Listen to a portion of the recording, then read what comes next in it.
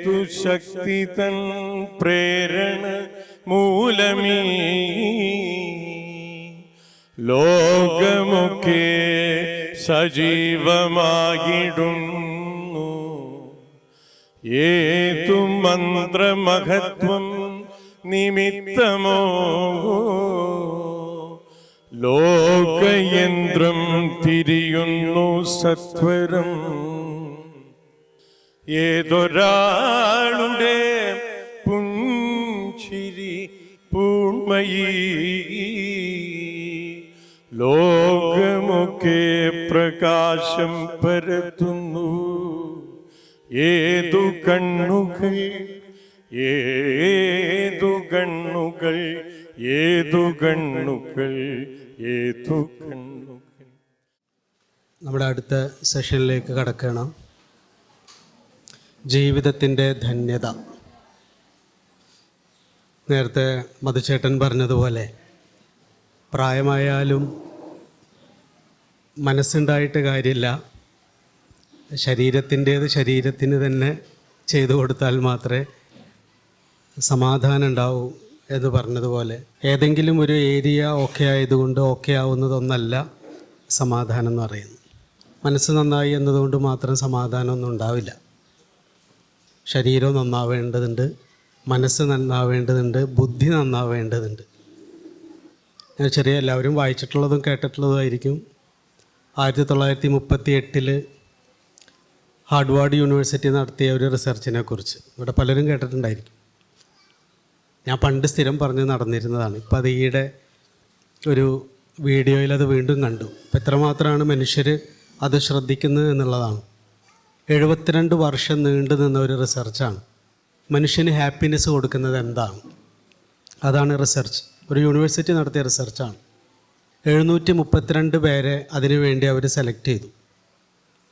അതിൽ പകുതിയിലധികം പേർ ബോസ്റ്റണിലെ തെരുവിൽ ജീവിക്കുന്ന വളരെ പാവപ്പെട്ട മനുഷ്യരാണ്. പകുതി പേര് ഹാർഡ്വാർഡ് യൂണിവേഴ്സിറ്റിയിലെ സ്റ്റുഡൻസാണ്. ചരിത്രത്തിൽ ആദ്യമായിട്ടാണ് ഒരു സോഷ്യോളജി ഡിപ്പാർട്ട്മെൻറ്റ് 72 വർഷം നീണ്ടു നിൽക്കുന്ന ഒരു റിസർച്ച് നടത്തുന്നത്. എനിക്ക് നല്ല സമാധാനം ഉണ്ടെന്ന് പറയുന്നത് കേൾക്കല്ല ചെയ്യുന്നത്. ആ ഓരോ ആളുകളെയും, അന്ന് വിദ്യാർത്ഥികളായിരുന്ന ചെറുപ്പമായിരുന്ന ഓരോ ആളുകളെ അന്ന് മുതൽ അവരുടെ ബ്രെയിൻ സ്കാൻ ചെയ്യുക, അവരുടെ നടത്തുന്ന ടെസ്റ്റുകൾ, അവർ വർക്ക് ചെയ്യുന്ന ഓഫീസ്, അവർ വിവാഹം കഴിച്ചിട്ടുണ്ടെങ്കിൽ കുടുംബജീവിതം, മക്കളായിട്ടുള്ള ബന്ധം, അവരേതൊക്കെ മേഖലയിൽ വ്യവഹരിച്ചിട്ടുണ്ടോ അതിൻ്റെ എല്ലാം പിന്നാലെ പോയി അതിൻ്റെ എല്ലാം റിപ്പോർട്ട് എടുത്തിട്ടാണ് അവർ റിസർച്ച് നടത്തിയിരുന്നത്. അതുകൊണ്ട് നുണ പറയാൻ പറ്റില്ല ഒരാൾക്ക്. പുറത്ത് നല്ല സ്വസ്ഥനായിട്ടിരിക്കുന്ന ആൾ അകത്ത് അത്ര സ്വസ്ഥനാവണമെന്നില്ല. എനിക്ക് തോന്നുന്നു 3 ടീം ആ റിസർച്ചിൻ്റെ ഭാഗമായിട്ട് വന്നു.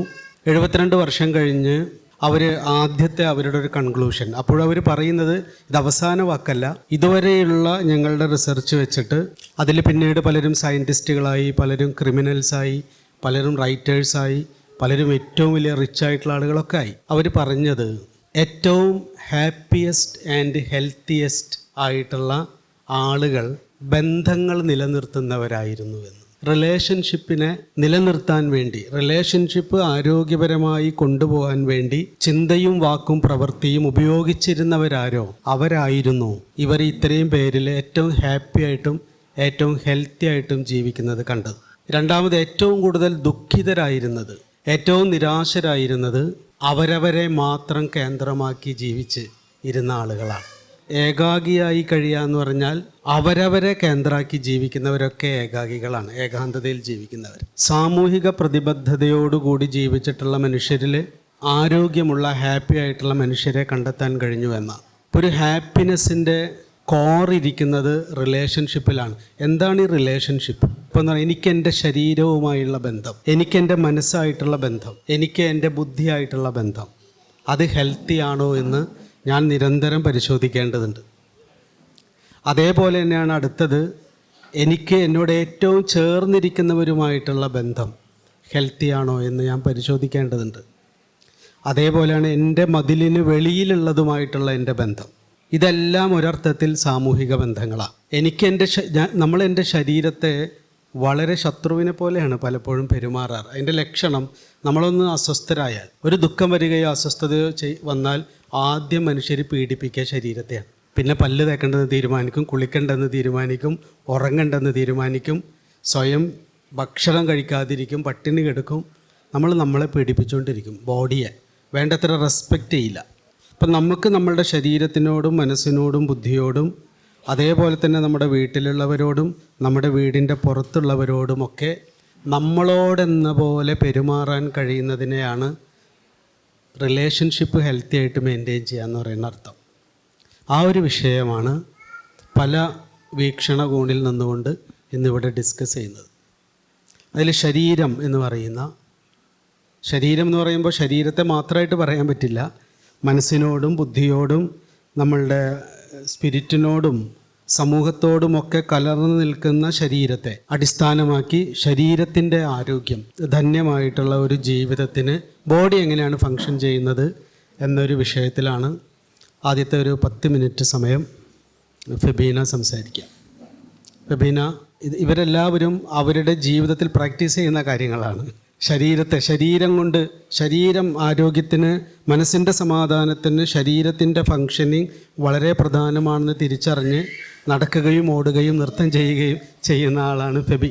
അതേപോലെ സഹിറ തങ്ങൾ, അവരൊരു സൈക്കോളജിസ്റ്റാണ്, നോവലിസ്റ്റാണ്, കഥാകാരിയാണ്, ഹൈക്കോടതിയിലെ കൗൺസിലിംഗ് നടത്തുന്ന ആളാണ്.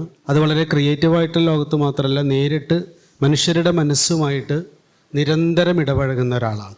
അത് എഴുത്തിലൂടെയും പലതരത്തിലുള്ള മീഡിയകളിലൂടെ വളരെ കോംപ്ലിക്കേറ്റഡ് ആയിട്ടുള്ള, പ്രത്യേകിച്ച് ഹൈക്കോടതി പോലെയുള്ള കോടതികളിലെത്തുന്ന അവസാനത്തെ കേസുകളാണ്. പ്രത്യേകിച്ച് റിലേഷൻഷിപ്പ് ഇഷ്യൂസ്, കുഞ്ഞു കാരണങ്ങൾ കൊണ്ട് വളരെ കോംപ്ലിക്കേറ്റഡ് ആയി പോകുന്ന നമ്മളുടെ മനസ്സിൻ്റെ അനാരോഗ്യാവസ്ഥ. ആ ഒരു മനസ്സും സമാധാനവും എന്ന് പറയുന്ന ഒരു വിഷയമായിട്ട് ബന്ധപ്പെട്ട് നമ്മളോട് സംസാരിക്കുന്നത് സഹീറ തങ്ങളാണ്. രതീഷ് രവി സുഹൃത്താണ്. വളരെ ഉയർന്ന വിദ്യാഭ്യാസം കിട്ടിയിട്ടുള്ള ആളുകൾക്ക് പലർക്കും പല കമ്പനികളും ജോലി കൊടുക്കാൻ തയ്യാറായില്ല. കാരണം അറിവുണ്ട്, പക്ഷേ പണിയെടുക്കാൻ അറിയില്ല.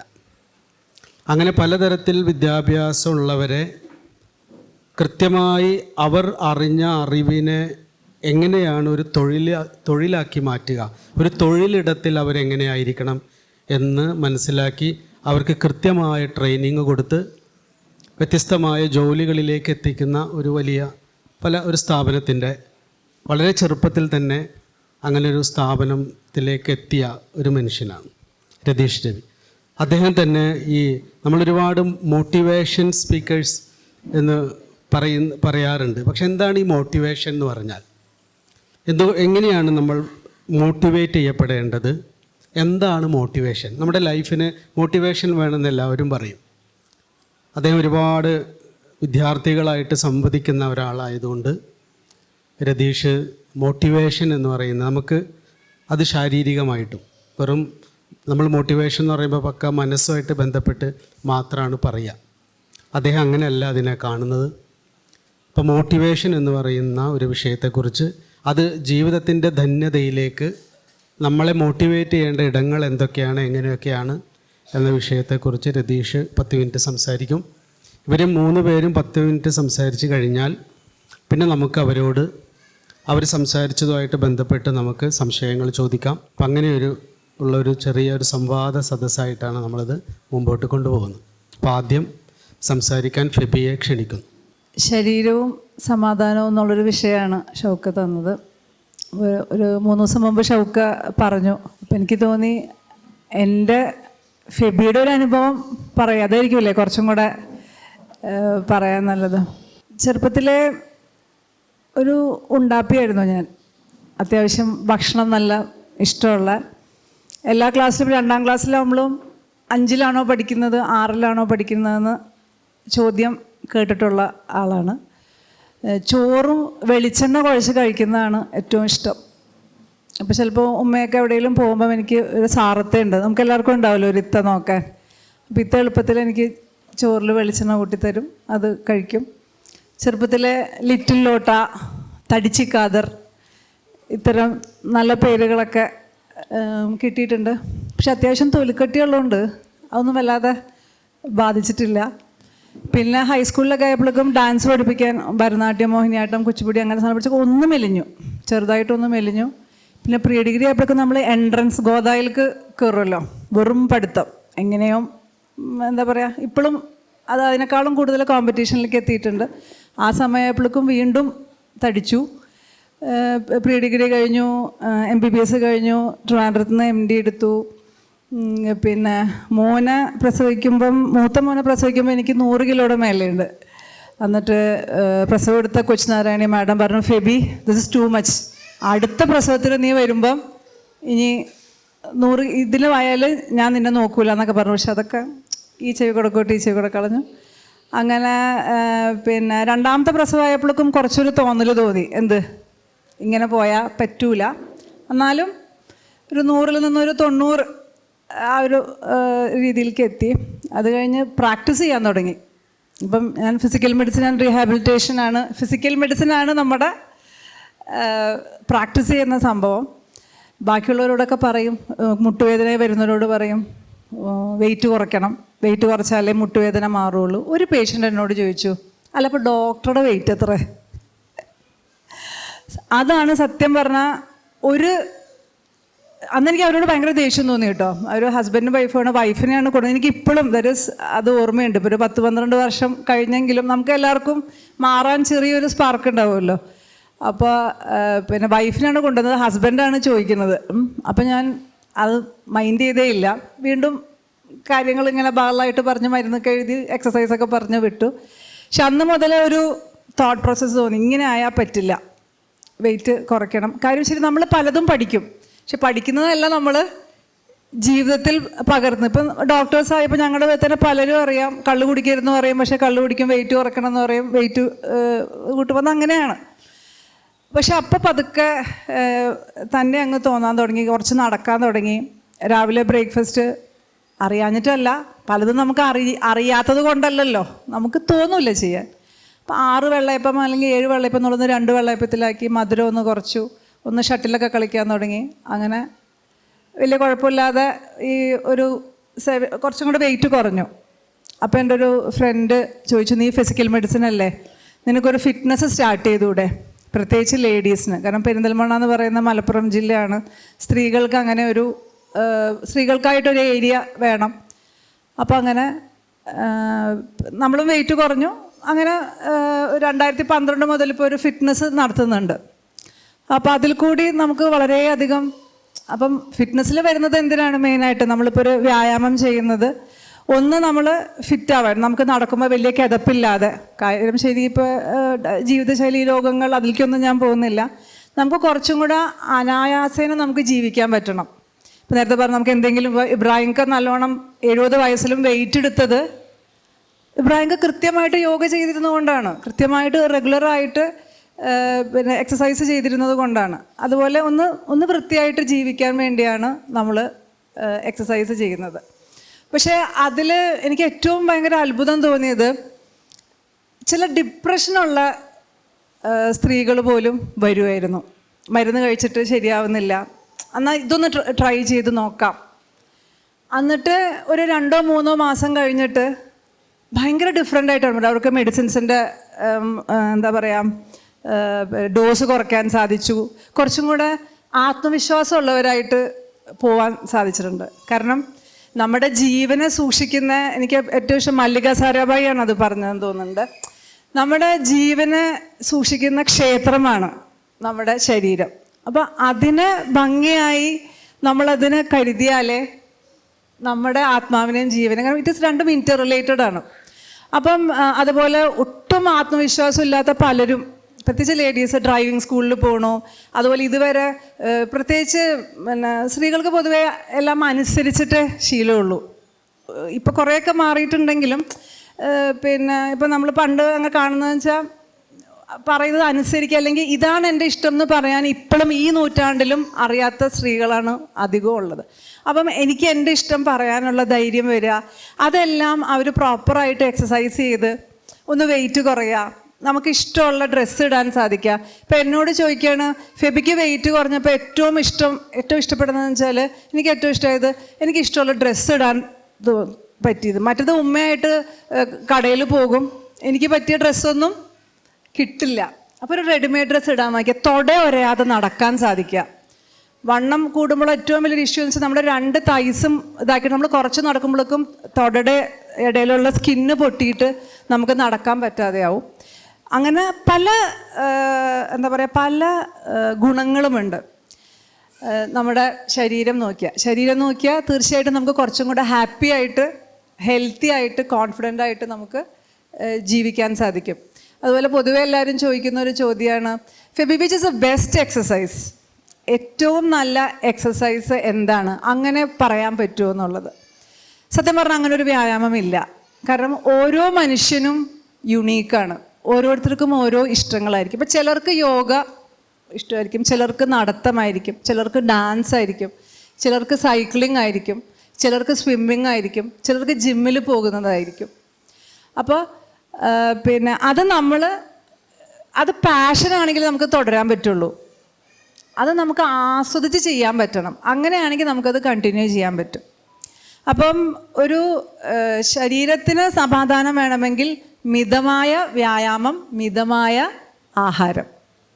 ആഹാരത്തിൽ ഇപ്പം പ്രവാചകൻ മുഹമ്മദ് നബി പറഞ്ഞ പോലെ 1/3 ഭാഗം ഒഴിച്ചിടാൻ പറഞ്ഞിട്ടുണ്ട്. എല്ലാത്തിലും ഉണ്ടാവും അങ്ങനെ.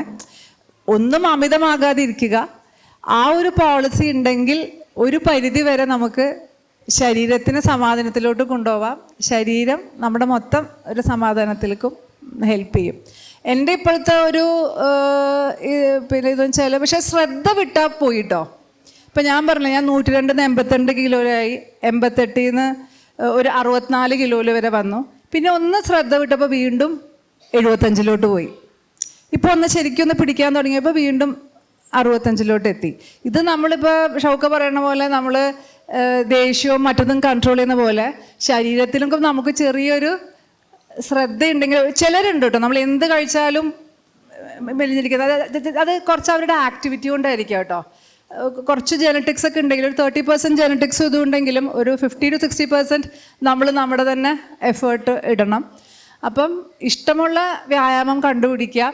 ഇപ്പോൾ റെഗുലറായിട്ട് ആഴ്ചയിലൊരു ദിവസം നീന്താൻ പോകാറുണ്ട്, ആഴ്ചയിലൊരു ദിവസം ഒരു 5 കിലോമീറ്റർ സൈക്കിൾ ചെയ്യും, പിന്നെ ഒരു 3 ദിവസം ജിമ്മിൽ. വെയിറ്റ് ട്രെയിനിങ് തീരെ ഇഷ്ടമില്ലായിരുന്നു. ഇപ്പം മക്കൾ ഭയങ്കരമായിട്ട് പറഞ്ഞപ്പം ജിമ്മിൽ പോയപ്പോൾ ഇപ്പോൾ കുറച്ചും കൂടെ എളുപ്പം എനിക്ക് ബാഗൊക്കെ പോക്കാൻ പറ്റുന്നു. അല്ലെങ്കിൽ മൂപ്പര് ഹസ്ബൻഡ് വേഗം അതൊക്കെ ഒഴിവാക്കുമായിരുന്നു. ഇപ്പോൾ വെയിറ്റ് ട്രെയിനിങ് പ്രോപ്പർ ആയതുകൊണ്ട് വെയിറ്റ് ഒക്കെ എടുക്കാൻ പറ്റുന്നുണ്ട്. അപ്പോൾ എനിക്ക് ഇത്രയൊക്കെ പറയാനുള്ളൂ.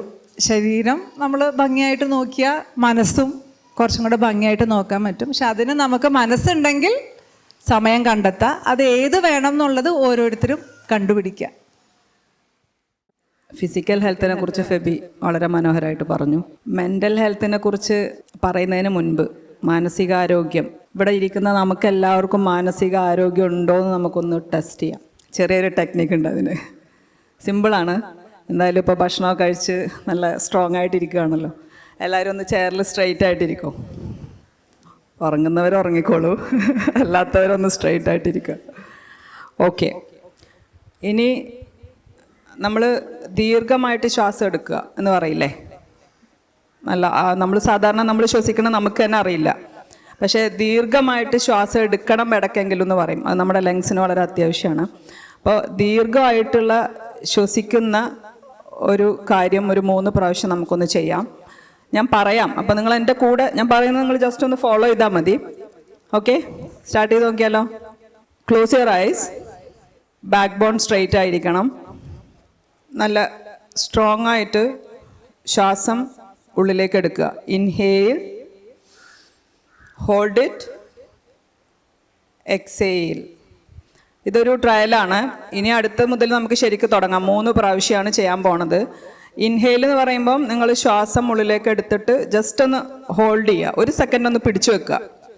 നമ്മുടെ ലങ്സ് ശരിക്ക് വികസിച്ച് അതിൽ ഓക്സിജൻ ഫില്ല് ചെയ്യുന്ന പോലെ നമ്മൾ ശ്വസിക്കുന്നത് നമ്മളൊരു 1 മിനിറ്റ് എങ്കിലും പിടിച്ചു വെക്കുമ്പോഴാണെന്നാണ് പറയുന്നത്. At least 1 minute. നമ്മളെ കൊണ്ട് അത് സാധിക്കില്ല. യോഗയൊക്കെ പ്രാക്ടീസ് ചെയ്യുന്നവർക്ക് കഴിയും, ഈസിയാണ്. പക്ഷേ നമ്മൾ ബ്രീത്തിങ് എക്സസൈസ് പ്രാക്ടീസ് ചെയ്താൽ നമുക്കത് പറ്റും. അപ്പോൾ ഇവിടെ നമ്മൾ അത്രയൊന്നും വേണ്ട. ജസ്റ്റ് ഞാൻ പറയുന്ന സമയം ജസ്റ്റ് നിങ്ങളൊന്ന് ഹോൾഡ് ചെയ്യുക. നിങ്ങൾക്ക് എക്സെയിൽ എന്ന് പറയുമ്പോൾ നിങ്ങൾ ശ്വാസം അയച്ചു വിടുക. ഓക്കെ, സ്റ്റാർട്ട് ചെയ്യാൻ പോവാണ്. Inhale, hold, exhale, Inhale, hold, exhale,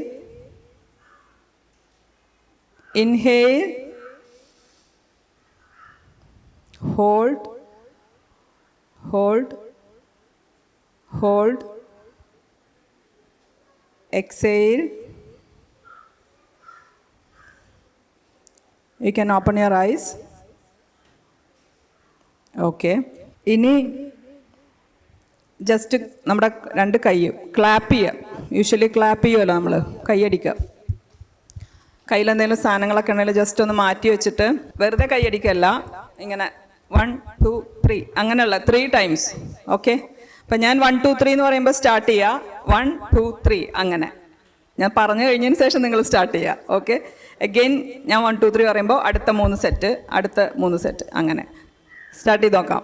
okay, അയത്തു ചെയ്യുന്നില്ലേ? കയ്യടിക്ക്, നമുക്ക് മാനസികാരോഗ്യം ഉണ്ടെന്ന് നോക്കണം. 1 2 3 ഗുഡ്. ഓക്കെ, ഒരു പ്രാവശ്യം കൂടെ. 1 2 നോ നോ നോ, ഞാൻ പറഞ്ഞു കഴിഞ്ഞിട്ട് നിങ്ങൾ 3 പ്രാവശ്യം കൈയടിക്കുക. അങ്ങനെയാണ്, ശ്രദ്ധ ഇല്ല കേട്ടോ. അമീനക്ക് കുറച്ച് മാനസികാരോഗ്യം കുറവുണ്ട്. ഓക്കെ, ഒന്നുകൂടെ. 1 2 3 യെസ്, ഗുഡ്. അതേപോലെ തന്നെ 1 2 3 ഗുഡ്. 1 2 3 very good. നന്നായിട്ടുണ്ട്, എല്ലാവരും നല്ല താളത്തിൽ കറക്റ്റായിട്ട് ചെയ്തു. ഓക്കെ, ഇനി കണ്ണ് തുറക്കാം. അപ്പോൾ കണ്ണ് തുറന്നാണ് ഇരുന്നേ. കുഴപ്പമില്ല, കൈയടിക്കുമ്പോൾ കുറച്ച് കണ്ണ് തുറക്കാം, പ്രശ്നമൊന്നുമില്ല. ആരോഗ്യമൊന്നും പോവില്ല. ഇല്ല ഇല്ല ഇല്ല, നോ പ്രോബ്ലം. ഞാൻ പറഞ്ഞില്ല കണ്ണടക്കാൻ. ഓക്കെ, അപ്പോൾ 2 സ്റ്റെപ്പ് കഴിഞ്ഞു. അപ്പം എല്ലാവരും കുറച്ചൊക്കെ ചിരിക്കുന്നുണ്ട്, പക്ഷേ നന്നായിട്ടൊന്ന് ചിരിക്കുക. സൗണ്ട് ഉണ്ടാക്കണ്ട, പല്ല് കാണിക്കുക. ജസ്റ്റ് എല്ലാവരും ഒന്ന് ചിരിക്കുക, ചിരിക്കാൻ പറയുമ്പോൾ. ചിരിച്ചിട്ട് കുറച്ച് സമയം വെക്കുക, വീണ്ടും ക്ലോസ് ചെയ്യുക. റെഡി? 1 2 3 പറയാം, അതല്ലേ അല്ലേ? 1 2 3. ബാക്കിലൊന്നും ചിരിയില്ലല്ലോ. ആ, പല്ല് കാണുന്നുണ്ട്, കുഴപ്പമില്ല. പല്ലില്ലേ? Okay, close. 1 2 3. ഇതെന്തും ഇത് മങ്ങിച്ചിരിക്കുന്ന പോലെ കേട്ടോ, ഇങ്ങനെ ചിരിക്കല്ലേ. വളരെ നിങ്ങൾ നാച്ചുറലായിട്ട് ചിരിച്ചാൽ മതി. അഡീഷണലായിട്ടൊന്നും നമ്മൾ ഇടണ്ട. നമുക്ക് സാധാരണ ഉള്ളൊരു ചിരി ഉണ്ടല്ലോ. ഞാൻ 1 2 3 പറയുന്നു എന്നുള്ളൂ. ഒന്നുകൂടെ ചെയ്യാം. 1 2 3. Okay, good. ഓക്കെ, ക്ലോസ് ചെയ്യും. ക്ലോസ് ചെയ്യുമ്പോൾ ഭയങ്കര ഗൗരവം. അതെന്തിനാ, അത് ഞാൻ പറഞ്ഞില്ലല്ലോ. ഓക്കെ, 1 2 3. ചിരിക്കുന്നില്ല കേട്ടാ. ടീച്ചറെ പുറത്താക്കണം നമുക്ക് ഇവിടെ. എല്ലാവരും ചിരിക്കണം. റെഡി? ഗുഡ്. അവിടെ ഒന്നും പല്ല് കാണുന്നില്ല, അതിൽ പങ്കെടുക്കുന്നില്ലേ? ഗൗരവത്തിലാണ്. Okay, close. Again 1 2 3. Very good. നല്ല, എല്ലാവർക്കും ഒരു നല്ല കൈയടി. ഓക്കെ, ഇനി ഇതിൻ്റെ നമ്മൾ ചെയ്യേണ്ട എന്താണെന്ന് വെച്ചാൽ, അപ്പോൾ ഈ നമ്മൾ നിങ്ങളെല്ലാവരും ഞാൻ പറഞ്ഞത് കേട്ടു, പറഞ്ഞ പോലെ അനുസരിച്ചു അല്ലേ? പറഞ്ഞ കാര്യങ്ങളൊക്കെ ചെയ്തു, ക്ലാപ്പ് ചെയ്തു, കണ്ണടച്ചു, ശ്വാസം എടുത്തു, ഹോൾഡ് ചെയ്തു, ചിരിക്കാൻ പറഞ്ഞു, ചിരിച്ചു. ഇനി എനിക്ക് നിങ്ങളോടൊരു ക്വസ്റ്റ്യൻ ചോദിക്കാനുള്ളത്, ഇപ്പം ഞാൻ പറഞ്ഞത് നിങ്ങൾ കേട്ടു എന്ന് വെച്ചാൽ നിങ്ങളുടെ മനസ്സ് കേട്ടു അല്ലേ? ഞാൻ പറഞ്ഞ നിർദ്ദേശങ്ങൾ നിങ്ങളുടെ മനസ്സാണ് കേട്ടത്. മനസ്സ് പറഞ്ഞിട്ടാണ് നിങ്ങൾ ബാക്കിയെല്ലാം മനസ്സോടെ തന്നെയാണ് ചെയ്തത്. അപ്പോൾ ഇതുപോലെ നിങ്ങൾ പറയുന്നത് നിങ്ങളുടെ മനസ്സ് കേൾക്കുമോ?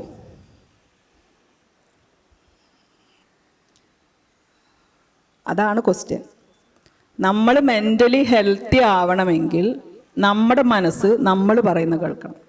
എന്ന് വെച്ചാൽ എനിക്ക് നിങ്ങളെ പറഞ്ഞ് കേൾപ്പിക്കാൻ പറ്റും, എനിക്ക് എന്നെ പറഞ്ഞ് കേൾപ്പിക്കാൻ ബുദ്ധിമുട്ടാണ്. അതാണ് മനുഷ്യരുടെ ഏറ്റവും വലിയ മാനസിക പ്രശ്നം. ഇപ്പോൾ എന്നാൽ അതാണ് ഏറ്റവും ബേസിക്കായ കാര്യം. നമുക്ക് മറ്റൊരാളോട് പറയാനും മറ്റൊരാളെ പറഞ്ഞനുസരിപ്പിക്കാനും മറ്റൊരാൾക്ക് കാര്യങ്ങൾ ചെയ്യിപ്പിച്ചെടുക്കാനും നമുക്ക് കുറച്ചുകൂടെ ഈസിയാണ്. ഇതേ കാര്യങ്ങൾ തന്നെ അല്ലെങ്കിൽ നമ്മുടേതായ പ്രശ്നങ്ങൾ നമുക്ക് സ്വയം മനസ്സിലാക്കാനോ സ്വയം നമ്മുടെ മൈൻഡിനെ കൺട്രോൾ ചെയ്യാനോ ബുദ്ധിമുട്ടാണ്. ബേസിക്കായ മാനസിക പ്രശ്നം ഓൾമോസ്റ്റ് ഒരു 80% ആളുകൾക്കും നമുക്ക് എല്ലാവർക്കും ഉണ്ട്. അതിൽ ഏറ്റവും പ്രധാനമായിട്ടുള്ളത് സമ്മർദ്ദമാണ്, സ്ട്രെസ്. അതിപ്പോൾ കൊച്ചുകുട്ടി മുതൽ ഏറ്റവും മുതിർന്ന പ്രായമായ ആളുകൾക്ക് വരെ ഉണ്ട്. സ്ട്രെസ് കൂടുമ്പോൾ എന്തുകൊണ്ടാണ് സ്ട്രെസ് കൂടുന്നത്? പല കാര്യങ്ങളും ആവശ്യമില്ലാത്തതാണ് നമ്മൾ ചെയ്യുന്നത്. ചെയ്യേണ്ടാത്ത കാര്യങ്ങൾ ചെയ്യണ്ട എന്ന് തീരുമാനിക്കാൻ നമുക്ക് പറ്റുന്നില്ല. എക്സ്പ്രസ് ചെയ്യേണ്ട ഫീലിംഗ് നമ്മൾ എക്സ്പ്രസ് ചെയ്യുന്നില്ല, ചെയ്യേണ്ടാത്തത് ചെയ്യും. ഇപ്പോൾ ഷോർട്ട് ടെമ്പർനെസ് നമ്മൾ ചെയ്യേണ്ടാത്തൊരു കാര്യമാണ്, പക്ഷെ അത് നമ്മൾ ചെയ്യും. ഈഗോ നമ്മൾ എക്സ്പ്രസ് ചെയ്യേണ്ടാത്തൊരു കാര്യമാണ്, പക്ഷെ അത് നമ്മൾ ചെയ്യും. അതേപോലെ സ്നേഹം പ്രകടിപ്പിക്കേണ്ട കാര്യമാണ്, അത് നമ്മൾ ചെയ്യില്ല. എന്ന് വെച്ച് കഴിഞ്ഞാൽ സ്നേഹം പ്രകടിപ്പിച്ചാൽ കേടുവന്നു എന്നാണ് നമ്മൾ വിശ്വസിക്കുന്നത്, പ്രത്യേകിച്ച് ആണുങ്ങൾ.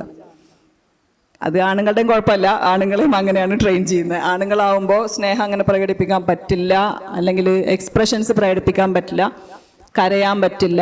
ഇങ്ങനെ കുറേ പ്രശ്നങ്ങൾ കുട്ടിക്കാലം മുതലേ നമ്മളെ കണ്ടീഷൻഡ് ആക്കിയിട്ടാണ് വളർത്തുന്നത്. അതിൻ്റെ ഒരു ആഫ്റ്റർ എഫക്റ്റ് ആണ് അവരിലും വരുന്നത്. പക്ഷെ എന്ത് തന്നെ ആയാലും എല്ലാം റോങ് വേയിലാണ് നമ്മൾ പലതും ചെയ്യണത്. എക്സ്പ്രസ് ചെയ്യേണ്ടത് ചെയ്യാതിരിക്കുകയും ചെയ്യേണ്ടാത്തത് ആവശ്യത്തിനും അനാവശ്യത്തിനും നമ്മൾ ചെയ്യുകയും ചെയ്യും. അപ്പോൾ ഇങ്ങനെ വരുമ്പോൾ സ്വാഭാവികമായിട്ടും നമുക്ക് സ്ട്രെസ് വരും. അതിൽ നിന്നാണല്ലോ സ്ട്രെസ് വരുന്നത്. ഡേ ടു ഡേ ലൈഫിൽ ഉണ്ടാകുന്ന കാര്യങ്ങളാണ് ഇതെല്ലാം. അതുകൊണ്ട് തന്നെ ഡേ ടു ഡേ ലൈഫിൽ നമുക്ക് സ്ട്രെസ് ഉണ്ടാവുന്നത്. പിന്നെ അടുത്ത സ്റ്റെപ്പ് എന്ന് പറയുന്നത് ആങ്സൈറ്റിയാണ്. കാരണം ഇങ്ങനെ സ്ട്രെസ് കൂടുമ്പോൾ നമുക്ക് എന്തൊരു കാര്യം ചെയ്യുമ്പോഴും നമ്മൾ ഭയങ്കര ആങ്ഷ്യസ് ആവും. ഓവർ ആങ്സൈറ്റി അല്ലെങ്കിൽ ആങ്സൈറ്റി ഡിസോർഡർ എന്നൊക്കെ പറയുന്ന ഒരു മാനസിക പ്രശ്നമാണത്. നമുക്ക് എല്ലാവർക്കും ഉണ്ട്. നമ്മൾ വിചാരിക്കും നമ്മളൊക്കെ ഓക്കെയാണ്, മാനസികാരോഗ്യം എന്ന് പറഞ്ഞാൽ എന്തോ ഭ്രാന്താണോ, മെൻ്റൽ പ്രശ്നം ചില ആളുകൾക്ക് മാത്രമുള്ള അല്ല, ഓൾമോസ്റ്റ് എല്ലാവർക്കും. ഇപ്പം ഞാൻ ഈ പറയുന്ന കാര്യങ്ങൾ നിങ്ങൾ ഫേസ് ചെയ്യുന്നുണ്ടെങ്കിൽ ഇത് നമുക്ക് എല്ലാവർക്കും ഉണ്ട്. എന്നുവെച്ചാൽ ആങ്സൈറ്റി, ഉത്കണ്ഠ അമിതമായി കഴിഞ്ഞാൽ അത് ഭയങ്കരമായിട്ട് നമ്മളെ വിഷാദ രോഗം, ഡിപ്രഷനിലേക്കും, നിങ്ങൾക്ക് പലപ്പോഴും നിങ്ങൾ ശ്രദ്ധിച്ചിട്ടുണ്ടാവും, വളരെ സ്ട്രോങ് ആയിട്ട് ആങ്ഷ്യസ് ആവുമ്പോൾ നമ്മളെ ഹാർട്ട് ബീറ്റ് കൂടും അല്ലേ? ഹാർട്ട് ബീറ്റ് കൂടുന്നത് എന്തുകൊണ്ടാണെന്ന് വെച്ച് കഴിഞ്ഞാൽ ഇത് കണക്റ്റഡ് ആണ് ഇതൊക്കെ. അപ്പം നമ്മുടെ തോട്ട്സ്, നമ്മുടെ സ്ട്രെസ്സ്, നമ്മൾക്കുണ്ടാവുന്ന ഓവറായിട്ടുള്ള ആങ്സൈറ്റി, ഓവർ തിങ്കിങ്, ഇതെല്ലാം നമ്മുടെ ഹാർട്ട് ബീറ്റ് കൂട്ടുന്നു എന്ന് മാത്രമല്ല പാൽപിറ്റേഷൻ എന്ന് പറയാം, അത് കൂടും. ഇപ്പം നിങ്ങൾ ചിലപ്പോൾ ഇപ്പോൾ ചെറിയ കൊച്ചു കുട്ടികൾ വരെ പറയുന്നത് നിങ്ങൾ കേൾക്കുന്നുണ്ടാവും, പാനിക് അറ്റാക്ക്. ഞാൻ തന്നെ മറന്നുപോയി അത്. ഇപ്പം എല്ലാവരും ഉപയോഗിക്കുന്ന വാക്കാണ്, എനിക്ക് പാനിക് അറ്റാക്ക്. അപ്പം എന്നെ കൗൺസിലിങ്ങിനൊക്കെ വിളിക്കുന്ന പലരും കുട്ടികൾ ഇങ്ങോട്ട് തന്നെ പറയാം, എനിക്ക് ട്രോമയാണ്, എനിക്ക് പാനിക് അറ്റാക്കാണ്. അവർ തീരുമാനിച്ചു കഴിഞ്ഞാൽ അവർക്ക് എന്താണ് അസുഖം എന്ന്. നമ്മളങ്ങനെ ഉണ്ടെന്ന് കണ്ടുപിടിച്ചാൽ പോലും അത് പറയാതിരിക്കാനാണ് ശ്രമിക്കുക. കാരണം അതൊരു സ്റ്റാമ്പ് ലേബൽ ചെയ്യപ്പെടും കുട്ടികളെ. അപ്പം അത് വേണ്ടാന്ന് വെച്ചിട്ട് പലപ്പോഴും അത് പറയാതിരിക്കാൻ നോക്കും. പക്ഷെ അവരിങ്ങോട്ട് പറയും, ഡോക്ടർ എനിക്കിങ്ങനെ പാനിക് അറ്റാക്കാണ്, ഞാൻ ഭയങ്കര മെൻ്റൽ ഡുവൽ പേഴ്സണാലിറ്റി എന്നൊക്കെ പറയാം. എൻ്റെ അടുത്ത് ബൈപ്പോളറാണ്, എല്ലാവർക്കും അറിയാം. ഷീസോഫ്രീനിയ എന്നൊന്നും ആരും പറയില്ല പേടിച്ചിട്ട്, ബാക്കിയുള്ള എല്ലാം പറയും. അപ്പോൾ ഇങ്ങനെ പാനിക് അറ്റാക്ക്, ഇങ്ങനത്തെ കുറേ ടേംസ് നമ്മൾ യൂസ് ചെയ്യുന്നു. പക്ഷെ ഒരു പരിധി വരെ ഇതുണ്ട്. ഇപ്പം നമുക്ക് ഹാർട്ട് ബീറ്റ് കൂടുക എന്ന് പറയുന്നതാണ്, ആ പാൽപിറ്റേഷൻ കൂടുമ്പോൾ വരുന്നതാണ് panic attack. It's similar to, equivalent to നമ്മുടെ ഫിസിക്കൽ അറ്റാക്കിനെ പോലെ തന്നെയുള്ള പെയിനാണ് അപ്പോൾ സത്യത്തിൽ വരുന്നത്. അപ്പോൾ ഇങ്ങനെ ഉള്ള പാനിക് അറ്റാക്ക് ആവുന്നു, നമ്മൾ ഡിപ്രഷനിലേക്ക് പോകുന്നു. ഡിപ്രഷൻ പലപ്പോഴും പല സൂയിസൈഡൽ ഇതിലേക്കൊക്കെ പോകുന്നുണ്ട്, സൂയിസൈഡ് ചെയ്യുന്നു ആളുകൾ, അങ്ങനെയുള്ള കേസ് അങ്ങനെ പോകുന്നു. അപ്പോൾ വളരെ ചുരുക്കി പറഞ്ഞു കഴിഞ്ഞാൽ നമ്മുടെ ഡേ ടു ഡേ ലൈഫിലുള്ള നമുക്ക് നമ്മുടെ മൈൻഡിനെ കൺട്രോൾ ചെയ്യാൻ പറ്റാത്തിടത്തോളം ഇത്തരം ഇഷ്യൂസ് നമ്മളെല്ലാവരും ഡേ ടു ഡേ ലൈഫിൽ ഫേസ് ചെയ്യുന്നുണ്ട്. ഇനി ഇപ്പോൾ ഫെബിയുടെ കുറേ ഫിസിക്കൽ എക്സസൈസിൻ്റെ ഒക്കെ കാര്യങ്ങൾ പറഞ്ഞു. അപ്പോൾ ഞാൻ നിങ്ങളോട് നിങ്ങളുടെ മാനസികാരോഗ്യം കണ്ടുപിടിക്കാൻ വേണ്ടി നമുക്ക് കുറച്ച് എക്സസൈസ് ചെയ്യാമെന്ന് പറഞ്ഞപ്പോൾ തന്നെ നിങ്ങൾ അലേർട്ടായി അല്ലേ? നമ്മൾ സ്ട്രെയിറ്റ് ആയിട്ടിരുന്നു, പറഞ്ഞ പോലെയൊക്കെ കേട്ടു. അപ്പം നമുക്ക് പൊതുവേ ഒരു ഉണർവുണ്ടായില്ലേ പെട്ടെന്ന്? നമ്മളിങ്ങനെ ഒരു ലേസി ആയിട്ടിരിക്കുന്നതിൽ നമ്മൾ തന്നെ ഒന്ന് മാറി, നമ്മളൊരു കുറച്ചൊരു ഉന്മേഷമൊക്കെ വന്നു. അപ്പോൾ ഫിസിക്കലി നമ്മൾ അലേർട്ടായി. ഇത്തരം ഡേ ടു ഡേ ലൈഫിലുള്ള നമ്മുടെ സ്ട്രെസ്സിൽ നിന്ന്, അല്ലെങ്കിൽ നമ്മുടെ ഇത്തരം ചെറിയ ചെറിയ മാനസിക പ്രശ്നങ്ങളിൽ നിന്ന് പുറത്തേക്ക് വരാൻ വേണ്ടിയിട്ട് മനസ്സിനെ അലേർട്ടാക്കേണ്ടതുണ്ട് പലപ്പോഴും. ഇത് നമ്മൾ ചെയ്യുന്നില്ല. അപ്പം നമ്മുടെ മനസ്സിനെ അലേർട്ടാക്കാൻ നമുക്ക് എന്താണ് ചെയ്യാൻ പറ്റുക? ഇത് നമ്മൾ ആലോചിക്കേണ്ട കാര്യമാണ്. ഇപ്പോൾ ഷൗക്കത്തിനെ പോലുള്ളവരൊക്കെ നിങ്ങൾ അവരുടെ ക്ലാസ്സിലൊക്കെ ഇരിക്കുന്നതാണ്, നിങ്ങൾക്ക് നന്നായിട്ട് അറിയാം. മനസ്സെന്ന് പറയുന്നത് ഇപ്പോൾ നേരത്തെയും കൂടെ അദ്ദേഹം സംസാരിച്ചപ്പോൾ പറഞ്ഞു, ഇറ്റ്സ് കണക്റ്റഡ് വിത്ത് റിലേഷൻ, അല്ലെങ്കിൽ നമ്മുടെ സ്നേഹത്തിനെ കണക്ട് ചെയ്തിട്ട്, ബന്ധങ്ങളെ കണക്ട് ചെയ്തിട്ട്, കണക്ഷൻസിനെ ബേസ് ചെയ്തിട്ടൊക്കെയാണ് കിടക്കുന്നതെന്ന് പറഞ്ഞു. അത് ഒരു പരിധിയിൽ കൂടുതൽ ശരി തന്നെയാണ്. കാരണം എന്താണെന്ന് വെച്ചാൽ എല്ലാ റിലേഷൻഷിപ്പിലും നമ്മൾ ഷെയർ ചെയ്യുന്നത്, ഇപ്പോൾ ഒരു കുട്ടിയുടെ കൂടെ നമ്മളൊന്ന് പോയിരുന്ന് കളിക്കുക എന്ന് വിചാരിക്കും. അപ്പോൾ നല്ല സ്ട്രെസ്സുള്ള സമയത്ത് നമ്മൾ മക്കളെ കൂടെ ഒന്ന് സ്പെൻഡ് ചെയ്യാൻ നമ്മളായിട്ട് പോയി ഇരുന്ന് കൊടുക്കുക എന്ന് പറയുന്നതാണ് ശരിക്കും നമ്മൾ മനസ്സിന് കൊടുക്കുന്ന ഒരു ആക്ടിവിറ്റി എന്ന് പറയുന്നത്. നേരെ മറിച്ച് നമ്മൾ കുട്ടികൾക്ക് ആവശ്യമുള്ളപ്പോൾ അവരുടെ കൂടെ പോയിരിക്കും. ഇപ്പോൾ കുട്ടികൾ വാശി പിടിച്ച് വിളിക്കുമ്പോൾ നമ്മൾ ചിലപ്പോൾ കുട്ടികളുടെ കൂടെ കുറച്ച് സമയം പോയി ഇരുന്ന് കൊടുക്കും. പക്ഷെ നമുക്ക് വേണമെന്ന് വെച്ചിട്ട് നമ്മൾ പോയി ഇരുന്ന് കൊടുക്കില്ല. എന്നുവെച്ചാൽ നമുക്കത് വേണ്ട, നമ്മുടെ വിചാരം നമ്മൾ മുതിർന്നു, നമ്മൾ ഓക്കെയാണ്. മനസ്സിലായില്ലേ? അതേപോലെ ഇപ്പം ഹസ്ബൻഡ് ആൻഡ് വൈഫ്, ഇപ്പം നിങ്ങൾക്കിടയിൽ നമ്മളിങ്ങനെ സെഗ്രിഗേറ്റ് ചെയ്യാണ് വർക്കുകൾ. ഇപ്പോൾ ഭാര്യ എന്ന് പറഞ്ഞു കഴിഞ്ഞാൽ ബാക്കി എല്ലാ ജോലിയും ചെയ്താലും കിച്ചണിലെ ജോലിയും കൂടി ചെയ്യേണ്ട ഒരാൾ എന്നുള്ള ആ ഒരു ടാഗ് ലൈൻ ഇപ്പോഴും ഉണ്ട് അവിടെ. അത്ര ഒരു നമ്മൾ ടാഗ് ചെയ്യപ്പെട്ടിട്ടുണ്ട് അങ്ങനത്തെ കാര്യങ്ങളൊക്കെ. ഇപ്പോൾ കുറേ മാറ്റങ്ങളുണ്ട്. എന്നിരുന്നാൽ പോലും എവിടെയാണോ പങ്കാളികൾ, ഇപ്പം പാർട്ട്നേഴ്സ് തമ്മിൽ ഒരുമിച്ചുണ്ടാവുന്നത്, അവിടെ ഒരു ഇക്വലൻ്റ്, പരസ്പരം ഇക്വാലിറ്റി, പക്ഷെ പരസ്പരം ഒന്ന് സഹകരിക്കുക, സഹായിക്കുക, അങ്ങോട്ടും ഇങ്ങോട്ടും സന്തോഷത്തിൽ നമ്മൾ നിൽക്കുക എന്ന് പറയുന്നത് മനസ്സിന് കൊടുക്കുന്ന ഒരു, നമ്മൾ ആഗ്രഹിച്ച് ചെയ്യുകയാണെങ്കിൽ അത് മനസ്സിന് കൊടുക്കുന്ന ഒരു മനസ്സിനെ ആക്റ്റീവാക്കുന്ന ഒരു കാര്യമാണ്. അതേപോലെ തന്നെയാണ് നമ്മുടെ വീട്ടിൽ വയസ്സായ നമ്മുടെ മാതാപിതാക്കളൊക്കെ ഉണ്ടെങ്കിൽ, അല്ലെങ്കിൽ ഗ്രാൻഡ് പാരൻസ് ഉണ്ടെങ്കിൽ, അല്ലെങ്കിൽ ആരെങ്കിലും ഉണ്ടെങ്കിൽ, ഇനി ആരുമല്ല പുറത്തുള്ള ആരെങ്കിലും ആണെങ്കിലും, ഇപ്പോൾ ഇവിടെ പറഞ്ഞു നജീബ്ക്കൊക്കെ അസുഖമായിട്ട് വരുമ്പോൾ ആരാന്ന് പോലും അറിയാത്ത എത്രയോ ആൾക്കാർ ഇവർ സഹായിക്കുന്ന കാര്യമൊക്കെ. ആരെ നമ്മൾ സഹായിച്ചു എന്നുള്ളതല്ല, നമ്മൾ എന്താണോ ചെയ്യുന്നത് അത് നമുക്ക് മനസ്സിന് തരുന്ന റിട്ടേൺ ആയിട്ട് നമുക്ക് കിട്ടുന്ന ഒരു ഹാപ്പിനെസ് ഉണ്ട്, പീസ് ഓഫ് മൈൻഡ് ഉണ്ട്. അതിൽ നിന്ന് നമ്മുടെ മനസ്സിന് കിട്ടുന്ന ഒരു എനർജി ഉണ്ട്, നമ്മുടെ മനസ്സിന് നമുക്ക് ആക്റ്റീവാക്കി വെക്കാൻ പറ്റുന്നുണ്ട്. ഇത്തരം ഈ ഒരു കാര്യം ഞാൻ പറഞ്ഞപ്പോൾ ഇനി വേറൊരു കാര്യം പറയേണ്ടത് ശീലങ്ങൾ എന്ന് പറയുന്ന, ഇപ്പോൾ ഈ ശീലങ്ങൾ വലിയൊരു പ്രശ്നമാണ്. നമ്മളൊക്കെ കുട്ടിക്കാലം മുതലേ നമ്മളെവിടെയാണോ ജനിച്ച് വളരുന്നത് അവിടെ നമുക്ക് കിട്ടുന്ന കുറേ ശീലങ്ങളുണ്ട്. അപ്പോൾ ഇതിനെ അപ്പോൾ എങ്ങനെ മാറ്റിവെക്കുമെന്ന് ആലോചിക്കും. ഇപ്പം നമ്മൾ പല കാര്യങ്ങളും പറയുമ്പോൾ ഇത് ഇങ്ങനെ ഭയങ്കര കണ്ടീഷൻഡായിട്ട് നമ്മുടെ മനസ്സിൽ കിടക്കുന്നുണ്ട്. ഞാൻ മുമ്പ് കണ്ണൂർ യൂണിവേഴ്സിറ്റിയിലെ ഒരു ലിറ്ററേച്ചർ ക്യാമ്പ് ഉണ്ടായപ്പോൾ അവിടെ എന്നെ ഗസ്റ്റായിട്ട് വിളിച്ചിട്ട് ഞാൻ പോയിട്ടുണ്ടായിരുന്നു. അപ്പോൾ അവിടെ തലേന്ന് പോകേണ്ടി വന്നു, കാരണം ഞാൻ എറണാകുളത്ത് നിന്നാണ് പോണത്. അപ്പോൾ അവിടെ പോയി അവിടെ തന്നെ ഒരു പ്രൊഫസറുടെ വീട്ടിൽ അവരെനിക്ക് അക്കോമഡേഷൻ സ്റ്റേ ഒക്കെ അറേഞ്ച് ചെയ്തിരുന്നത്. അപ്പോൾ ഞാൻ അവിടെ താമസിച്ചപ്പോൾ അവർ വളരെ നല്ല വളരെ നല്ലൊരു ലെക്ചറായിരുന്നു, ഇംഗ്ലീഷ് പ്രൊഫസറാണ്. അധികം പ്രായമൊന്നുമില്ല. അവർ ഗൾഫിലൊക്കെ പഠിച്ച് അങ്ങനെ നാട്ടിൽ നെറ്റൊക്കെ എഴുതി, അവർക്ക് ലെക്ചർ ആവണമെന്ന് ഭയങ്കര ആഗ്രഹമായതുകൊണ്ട് അവർ ആ ഡിറ്റർമിനേഷനോടുകൂടി പഠിച്ച് പാസ്സായി. ഇവിടെ കുട്ടികളും അവർ മാത്രമേ ഇപ്പോൾ ഉള്ളൂ, ഹസ്ബൻഡ് പുറത്താണ് ജോലി ചെയ്തുകൊണ്ടിരിക്കുക. പക്ഷേ അവർ ഭയങ്കര മിടുക്കിയായിട്ടൊക്കെ എനിക്ക് തോന്നി. പക്ഷേ കുട്ടികളെല്ലാവരും കൂടെ ഉണ്ടായിരുന്നു. അവരെല്ലാവരും എന്നെ അവിടെ ആക്കിയിട്ട് പോയ സമയത്ത് ഇവർ തന്നെ ഒരു സമയം കിട്ടിയപ്പോൾ എൻ്റെ അടുത്ത് ചോദിച്ചു, എനിക്കൊരു ഡൗട്ട് ചോദിക്കാനുണ്ട്. എന്താണെന്ന് ചോദിച്ചപ്പോൾ അവരുടെ ഡൗട്ട്, അവർ ഭയങ്കര അഹങ്കാരി എന്നുള്ളൊരു പേരുണ്ട് അവർക്കെന്ന് കോളേജിൽ. എല്ലാവരും അവരൊരു അഹങ്കാരിയായിട്ടാണ് കാണുന്നത്. ഞാൻ ചോദിച്ചാൽ അതെന്താ കാര്യം?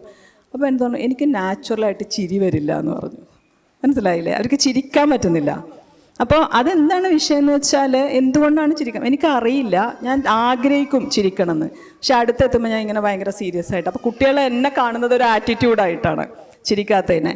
അപ്പോൾ ഇവർക്ക് ഭയങ്കര ആറ്റിറ്റ്യൂഡാണെന്നുള്ള, പിന്നെ അങ്ങനെയാണല്ലോ നമ്മൾ വിചാരിക്കുന്നത്, വലിയ അഹങ്കാരിയാണ് എന്നൊക്കെ പറയും. അപ്പോൾ അങ്ങനെയാണ് എന്നെ കാണുന്നത്. എനിക്കിതൊന്നും മാറേണ്ടതുണ്ട്, എനിക്കിന്നൊരു മാറ്റം വരാൻ എന്താ ചെയ്യാൻ പറ്റുക? ഞാൻ പറഞ്ഞു, അതിന് മാറ്റം വരാൻ പ്രത്യേകിച്ചൊന്നും ചെയ്യാനില്ല, നിങ്ങൾ ചിരിക്കുക, വേറെ ഒന്നും ചെയ്യാനില്ല. അപ്പം എനിക്ക് ചിരി വരുന്നില്ല, അതാണ് എൻ്റെ പ്രശ്നം. ഞാൻ പറഞ്ഞു വരണ്ട. അപ്പം നമ്മൾ ശ്രീനിവാസൻ്റെ തമാശ കേട്ടാലും വെറുതെ അപ്പോൾ വൃദ്ധൻ എന്ന് പറഞ്ഞാലും നമ്മൾ ചിരിക്കുന്നുണ്ട്. അതിപ്പോൾ തമാശ ആയിട്ടല്ലല്ലോ. പക്ഷേ ചിരി, ഇപ്പം നിങ്ങളിപ്പോൾ ഞാൻ ചിരിക്കാൻ പറഞ്ഞപ്പോൾ നിങ്ങൾ ചിരി ഫിറ്റ് ചെയ്തു, കാണാൻ ഭംഗിയുണ്ടായിരുന്നു. ഞാൻ പറഞ്ഞിട്ടായാലും നിങ്ങളെല്ലാവരും ചിരിക്കുമ്പോൾ കാണാൻ നല്ല തന്നെയാണ്. അതേപോലെ ചിരിക്കുക എന്ന് പറഞ്ഞൊരു കാര്യം നിങ്ങൾ അങ്ങ് ചെയ്തേക്കുക. അതിന് നിങ്ങൾ പ്രത്യേകിച്ചൊരു നിയമമൊന്നും വെക്കണ്ട. വെറുതെ നാളെ മുതൽ നിങ്ങൾ കഷ്ടപ്പെട്ട്, ചിലപ്പോൾ അത് ചിരിയാവില്ല, നിങ്ങളങ്ങ് ചിരിക്ക്, എന്നിട്ട് നമുക്ക് നോക്കാം എന്ന് പറഞ്ഞു. അപ്പോൾ എന്നെ ചോദിച്ചു, എനിക്ക് പറ്റുമോ? ഞാൻ പറഞ്ഞു പറ്റും, ധൈര്യമായിട്ട് പോ, പറ്റിയില്ലെങ്കിൽ എന്നെ വിളിക്കും, നമുക്ക് നോക്കാം. ഞാൻ പിറ്റേ ദിവസത്തെ എൻ്റെ സെഷനൊക്കെ കഴിഞ്ഞ് ഞാൻ വീട്ടിലേക്ക് മടങ്ങി. അതിൻ്റെ ഒരു 1 വീക്ക് കഴിഞ്ഞപ്പോൾ ഇവർ എനിക്കൊരു മെസ്സേജ് അയച്ചു, ഒരു ഭയങ്കര താങ്ക് യു ഒക്കെ പറഞ്ഞിട്ട്. കാരണം കുട്ടികളെല്ലാവരും ഭയങ്കര ഷോക്കായെന്ന്. പിറ്റേ ദിവസം മുതൽ ഇവർ ചിരിക്കുന്നു അവിടെ ചെന്നിട്ട്. അപ്പോൾ ഇവരെല്ലാവരും ടീച്ചറിന് എന്ത് പറ്റി? ചെയ്യാത്തൊരു കാര്യം ചെയ്യുമ്പം കുട്ടികൾക്ക് ഒന്നുകൂടെ ഇഷ്ടം കൂടുമല്ലോ. അപ്പോൾ കുട്ടികൾ ഇങ്ങോട്ട് വന്ന് അപ്രോച്ച് ചെയ്തപ്പോൾ ഇവർക്കും ഭയങ്കര സന്തോഷം. അപ്പോൾ ഇവർ ഇത് വർക്കാവുന്നുണ്ടല്ലോ. അപ്പോൾ അടുത്ത ദിവസം ഇവർ ചിരിക്കാൻ തുടങ്ങി. പിന്നെ അത് വളരെ നാച്ചുറലായി. ഇത് പറയാൻ കാരണം ചില ശീലങ്ങളൊന്നും മാറില്ല. കാരണം നമുക്കത് നമ്മുടെ ഇൻബോൺ പോലെ നമ്മളിങ്ങനെ വരിഞ്ഞു മുറുക്കി കൂടെ ഉണ്ടാവും. സത്യത്തിൽ അതൊക്കെ കണ്ടീഷൻഡാണ്, ബിഹേവിയറാണ്, നമുക്ക് ചേഞ്ച് ചെയ്യാൻ പറ്റുന്ന കാര്യങ്ങളാണ്.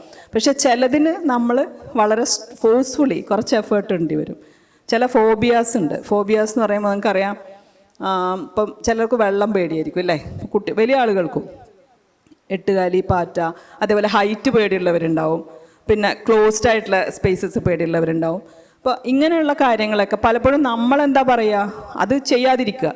അല്ലെങ്കിൽ നമ്മളിപ്പോൾ വേണ്ട നിനക്ക് പേടിയല്ലേ പോണ്ട, ഇങ്ങനെയാണ് നമ്മൾ പറയുക. പക്ഷെ അതല്ല വേണ്ടത് എന്നാണ്. നമ്മൾ ഇപ്പോൾ വെള്ളം പേടിയാണെങ്കിൽ ഒരു മുട്ടിനൊപ്പം വെള്ളത്തിൽ ഇറങ്ങി നിൽക്കണം എന്നാണ് പറയുക. വെച്ചാൽ അതിനെ നമ്മൾ ഫേസ് ചെയ്യുക. അങ്ങനെയുള്ളൂ ആ പേടി നമുക്ക് മാറാമെന്നാണ് പറയണേ. അപ്പോൾ പതുക്കെ ഫേസ് ചെയ്താണ് പല ഫോബിയാസിൽ നിന്നും നമുക്ക് പുറത്തു വരാൻ പറ്റുന്നത്. അപ്പോൾ അതേപോലെ ചില കാര്യങ്ങൾ നമ്മൾ സ്ട്രോങ് ആയിട്ട് ഫോഴ്സ്ഫുള്ളി നമ്മളത് ചെയ്യുമ്പോൾ അത് വരും. അപ്പം നിങ്ങളുടെ മനസ്സിനെ നിങ്ങൾ തന്നെ പറഞ്ഞ് കേൾപ്പിക്കാൻ ഇവിടുന്ന് അങ്ങോട്ടെങ്കിലും ശ്രമിക്കണം. കാരണം ഞാൻ പറഞ്ഞപ്പോൾ നിങ്ങൾ കേട്ടെങ്കിൽ നിങ്ങൾക്കും നിങ്ങളെ പറഞ്ഞ് കേൾപ്പിക്കാൻ പറ്റണം. കാരണം നമ്മൾ രണ്ടും പറയണത് മനസ്സിനോടാണ്. അപ്പം ഞാൻ നിങ്ങളോട് പറഞ്ഞു, നിങ്ങൾ കേട്ടു. അപ്പം എനിക്ക് എന്നോട് പറഞ്ഞാലും ഞാൻ കേൾക്കണം. ഇന്നിപ്പോൾ രാവിലെ ഞാൻ രതീഷും സന്ധ്യയും കുഞ്ഞാറ്റയുടെയും കൂടെയാണെന്ന് എറണാകുളത്ത് നിന്ന് വന്നത്. അപ്പോൾ ഞങ്ങൾ ഒരുമിച്ച് ഇങ്ങനെ പോരുന്ന സമയത്ത് കുറേ ദൂരം വരെ നേരത്തെ 5:30 പോന്നിട്ടുണ്ട്. പ്രത്യേകിച്ച് ഇപ്പം എനിക്ക് എൻ്റെ ഒരു വിശ്വാസം, എനിക്ക് അത്യാവശ്യമൊക്കെ എൻ്റെ മനസ്സിനെ കൺട്രോൾ ചെയ്യാമെന്നൊക്കെയാണ് കേട്ടോ. പക്ഷേ ആ വണ്ടിയിൽ ഇങ്ങനെ പോരുമ്പോൾ പ്രത്യേകിച്ച് കൺട്രോളൊന്നുമില്ല, എന്തൊക്കെയോ ആലോചിച്ചുകൊണ്ടിരിക്കുമായിരുന്നു ഞാൻ. കുറച്ച് കഴിഞ്ഞപ്പോൾ രതീഷ് ഒരു പാട്ടിട്ടു. പെട്ടെന്ന് മൈൻഡ് പാട്ടിലേക്കായി. ഓക്കെ, പിന്നെ എൻ്റെ മൈൻഡ് അതിലായി. പെട്ടെന്ന് താളം, ശ്രുതി, ഇഷ്ടപ്പെട്ട ലിറിക്സ്, നമ്മൾ അതിൻ്റെ മീനിങ്സ് കേൾക്കുന്നു, ചിന്തിക്കുന്നു. അപ്പോൾ ഇങ്ങനെയുള്ള ഒരുപാട് കാര്യങ്ങൾ നമുക്ക് ലൈഫിൽ നമ്മളെ ചേഞ്ച് ചെയ്യാൻ പറ്റുന്നത്. മ്യൂസിക് തെറാപ്പിയാണ്. മ്യൂസിക് തെറാപ്പി, ആർട്ട് തെറാപ്പി, ഇതൊക്കെ തെറാപ്പിയാണ്. അപ്പം നമ്മളെല്ലാവരിലും, ഇപ്പോൾ പ്രത്യേകിച്ച് നിങ്ങളെല്ലാവരും ക്രിയേറ്റീവ് ആണെന്നുള്ളതിൻ്റെ തെളിവാണ് ഇവിടെ ഇരിക്കുന്ന സഹിതം എന്ന് പറഞ്ഞ ബുക്ക് അല്ലേ. അപ്പം നമ്മൾക്ക് എല്ലാവർക്കും ഈ ക്രിയേറ്റിവിറ്റി ഉണ്ട്. അപ്പം നമുക്ക് ചെയ്യാൻ പറ്റുന്ന ക്രിയേറ്റീവായ ചെറിയ കാര്യങ്ങൾ. ഇപ്പോൾ ഭാനുത്തെ വൈദ്യനൊന്നും അല്ല, പക്ഷെ ഭാനുത്തെയാണ് ഫുൾ അവിടുത്തെ മരുന്നുണ്ടാക്കുന്നത്. വയനാടൊന്ന് പോയി നോക്കിയാൽ കാണാം അല്ലേ. സസ്നക്കൊക്കെ അറിയാം, അവിടെ ഫുൾ ടൈം ഉണ്ടാവും പണിക്കാരുടെയൊക്കെ കൂടെ. ക്രിയേറ്റീവായിട്ടുള്ളൊരു കാര്യമാണ്. നമ്മൾക്ക് ചെയ്യാൻ കഴിയുന്ന ക്രിയേറ്റീവായ കാര്യങ്ങൾ തന്നെയാണ് നമ്മുടെ തെറാപ്പി. അത് നമ്മളിൽ വർക്കാവും. നമ്മുടെ മനസ്സിനെ, അറിയാതെ അലഞ്ഞു കിടക്കുന്ന മനസ്സിനെ നമുക്ക് കൺട്രോൾ ചെയ്യാൻ പറ്റും. അപ്പോൾ ഇത് വളരെ കുഞ്ഞു കാര്യങ്ങളാണ്. എന്നാൽ നമ്മൾ അവഗണിക്കുന്ന കാര്യങ്ങൾ ഇതൊക്കെ തന്നെയാണ്. ഇത്തരം കാര്യങ്ങൾ ചെയ്യുമ്പോഴാണ്, ഇപ്പം ഫെബി പറഞ്ഞ ഫിസിക്കൽ ഹെൽത്തിനോടൊപ്പം ഇത്തരം മെൻ്റൽ കൺട്രോൾ, സെൽഫ് കൺട്രോൾ ചെയ്യാൻ നമുക്ക് പറ്റുമ്പോൾ ഉണ്ടാവുന്ന ഒരു ആത്മവിശ്വാസമുണ്ട്. അതിലൂടെ ഉണ്ടാകുന്നൊരു സെൽഫ് റെസ്പെക്റ്റ് ഉണ്ട്. നമുക്ക് സെൽഫ് റെസ്പെക്റ്റ് ഉണ്ടാകുമ്പോഴേ നമ്മളെ ചുറ്റിലുള്ളവർക്ക് നമ്മളെ റെസ്പെക്റ്റ് ഉണ്ടാവുള്ളൂ. അപ്പോൾ ഇത്തരം കാര്യങ്ങൾ നമ്മൾ ചെയ്യുമ്പോഴേ 3 രീതിയിലാണ് ഹെൽത്ത് എന്നാണ് പറയുന്നത്: ഫിസിക്കൽ, ഇമോഷണൽ ആൻഡ് സ്പിരിച്വൽ. അപ്പോൾ ഫിസിക്കൽ, ഇമോഷണൽ നിങ്ങൾ അച്ചീവ് ചെയ്യുമ്പോൾ നാച്ചുറലി നിങ്ങൾ സ്പിരിച്വലിലേക്ക് എത്തുന്നു എന്നാണ് പറയുന്നത്. ഒന്ന് വിട്ട് ഒന്ന് മറ്റേത് വിട്ട് ഇതെന്നില്ല. ഇതൊക്കെ ഷൗക്കത്ത് സ്ഥിരം പറയുന്നതായിരിക്കും, അതുകൊണ്ട് ഞാൻ കൂടുതൽ പറയുന്നില്ല. അപ്പോൾ സ്പിരിച്വാലിറ്റി കൂടി വരുമ്പോഴാണ് പീസ്ഫുൾനെസ് എന്ന് പറഞ്ഞൊരു സ്പേസിലേക്ക് നമ്മൾ എത്തുന്നതെന്നുള്ളത് സത്യമാണ്. ഇബ്രാഹിം ഖാനെ കുറിച്ച് പറയാതിരിക്കാൻ പറ്റില്ല. Last and the conclusion, Ibrahim Khan അങ്ങനെ ഒരാളായിരുന്നു. അതുകൊണ്ടാണ് അങ്ങനെ ഒരു വ്യക്തിയെ നമ്മൾ ഓർക്കുന്നത്. നേരെ മറിച്ച് ഇതിൽ ഏതെങ്കിലും ഒന്ന്, ഇപ്പോൾ ഒരു വേൾഡ് ചാമ്പ്യനായിട്ടുള്ള ഒരു റെസ്ലർ, അദ്ദേഹം സൂയിസൈഡ് ചെയ്തു എന്ന് വിചാരിക്കും. നിങ്ങൾ ഫിസിക്കലി ഫിറ്റായിരിക്കുമല്ലോ വേൾഡ് ചാമ്പ്യനൊക്കെ ആകുമ്പോൾ. അദ്ദേഹം സൂയിസൈഡ് ചെയ്താലും നമ്മളെന്താ പറയുക? അയാൾ വളരെ വീക്കായ ഒരാളായിരുന്നു എന്നല്ലേ പറയുക. ആത്മഹത്യ ചെയ്ത് കളഞ്ഞ് അല്ലേ. ഇപ്പോൾ ഇമോഷണലായിട്ട് ഫിറ്റ് ആവുക എന്ന് പറയുന്നൊരു കാര്യമുണ്ട്. ഇപ്പോൾ സ്പിരിച്വലി വളരെ നല്ല എൻലൈറ്റൻഡ് ആയിട്ടുള്ള, അല്ലെങ്കിൽ ഇമോഷണലി വളരെ സ്ട്രോങ് ആയിട്ടുള്ള ഒരാൾ ഫിസിക്കലി വീക്കാന്ന് വിചാരിക്കുക, അത് പിന്നെ നമ്മൾ എങ്ങനെയെങ്കിലും മാനേജ് ചെയ്യും. ബിക്കോസ് അവർ സ്ട്രോങ് ആണെന്നുള്ളതിൻ്റെ തെളിവാണ് മെൻ്റലി അവർ പിടിച്ചു നിൽക്കുന്നത്. അപ്പോൾ ഇതെല്ലാം ഇൻ്റർ കണക്റ്റഡ് ആണ്. അപ്പം ഇബ്രാഹിം ഖാൻ എന്നൊരു വ്യക്തി 3 കാര്യങ്ങളിലും ഉണ്ടായിരുന്നു, 3ലും ഹെൽത്തി ആയിരുന്നു. അങ്ങനെ ഒരാൾ, അത് തന്നെയാണ് ആ ആൾ മരിക്കുകയല്ല ചെയ്യുന്നത്, നമ്മോടൊപ്പം ഈ ലോകം കഴിഞ്ഞ് വേറൊരു ലോകത്താണെങ്കിലും നമ്മോടൊപ്പം ജീവിക്കുന്ന ഒരു ലോകം ഉണ്ടാക്കുകയാണ് അവർ ചെയ്യുന്നത്. കാരണം അവരുടെ ആ ഒരു ഇന്നർ പീസ് എന്ന് പറയുന്ന, ഇന്നർ സ്ട്രെങ്ത് എന്ന് പറയുന്നതാണ് സത്യത്തിൽ നമ്മളെല്ലാവരും. നമുക്ക് ഓരോരുത്തർക്കും പറയാനുള്ള അദ്ദേഹത്തിനെ കുറിച്ച് അങ്ങനെ ഓരോ കാര്യങ്ങളാണ്. അപ്പം അത് സത്യത്തിൽ ഇവിടെ ഇങ്ങനൊരു ടോപ്പിക് ആയതുകൊണ്ട് എനിക്കതൊരു എക്സാമ്പിളായിട്ട് തന്നെ ഇവിടെ പറയാൻ പറ്റും എന്ന് ഉറപ്പാണ്. കാരണം ഇപ്പം എന്നെ സംബന്ധിച്ച് വയനാട് എന്ന് കേൾക്കുമ്പോൾ എനിക്ക് ഇബ്രാഹിംക്കാണ്. ഇപ്പോൾ ഇവിടെ നിങ്ങളെല്ലാവരും പറഞ്ഞു കേട്ടപ്പോൾ നിങ്ങൾ പലർക്കും അങ്ങനെയൊക്കെ തന്നെയാന്ന് തോന്നുന്നുണ്ട്. അദ്ദേഹത്തിന് പ്രണാമം, എല്ലാവിധ ആശംസകളും നിങ്ങൾക്ക് എല്ലാവർക്കും. സമയം കഴിഞ്ഞു എന്ന് തോന്നുന്നു. ഇനി അടുത്ത ഇൻ്ററാക്ഷൻ കേൾക്കാം. Thank you. നമസ്കാരം. മാഷ് എന്തിനാണ് എന്നെ ഈ സബ്ജക്റ്റ് പറയാൻ പറഞ്ഞതെന്ന് അറിഞ്ഞുകൂടാ. ഇന്നലെ വൈകുന്നേരം ഞാൻ ഈ പോസ്റ്റർ സന്ധ്യയ്ക്ക് വൈഫിന് കാണിച്ചിട്ട് ഈ ഫോട്ടോയിൽ എൻ്റെ പേരുണ്ട് കണ്ടോ, അപ്പോൾ ഇങ്ങനൊരു സബ്ജക്റ്റിനെ പറ്റി സംസാരിക്കാൻ മാഷ് പറഞ്ഞു എന്ന് പറഞ്ഞു. എന്നെ ഫോണിൽ വിളിച്ചിട്ട് മാഷ് ഇങ്ങനെ ഈ ഒരു ഫുൾ ഡേ ഇവൻറ്റിന് ഉച്ചയ്ക്ക് ശേഷം ഇങ്ങനെ ഒരു സെഷനുണ്ട്, അതിലൊരു 10 മിനിറ്റ് സമയം ഈ ഒരു സബ്ജക്റ്റുണ്ട്, അത് സംസാരിക്കാൻ പറ്റുമോ എന്നായിരുന്നു ചോദ്യമെങ്കിൽ ഞാൻ നോ പറഞ്ഞേനെ.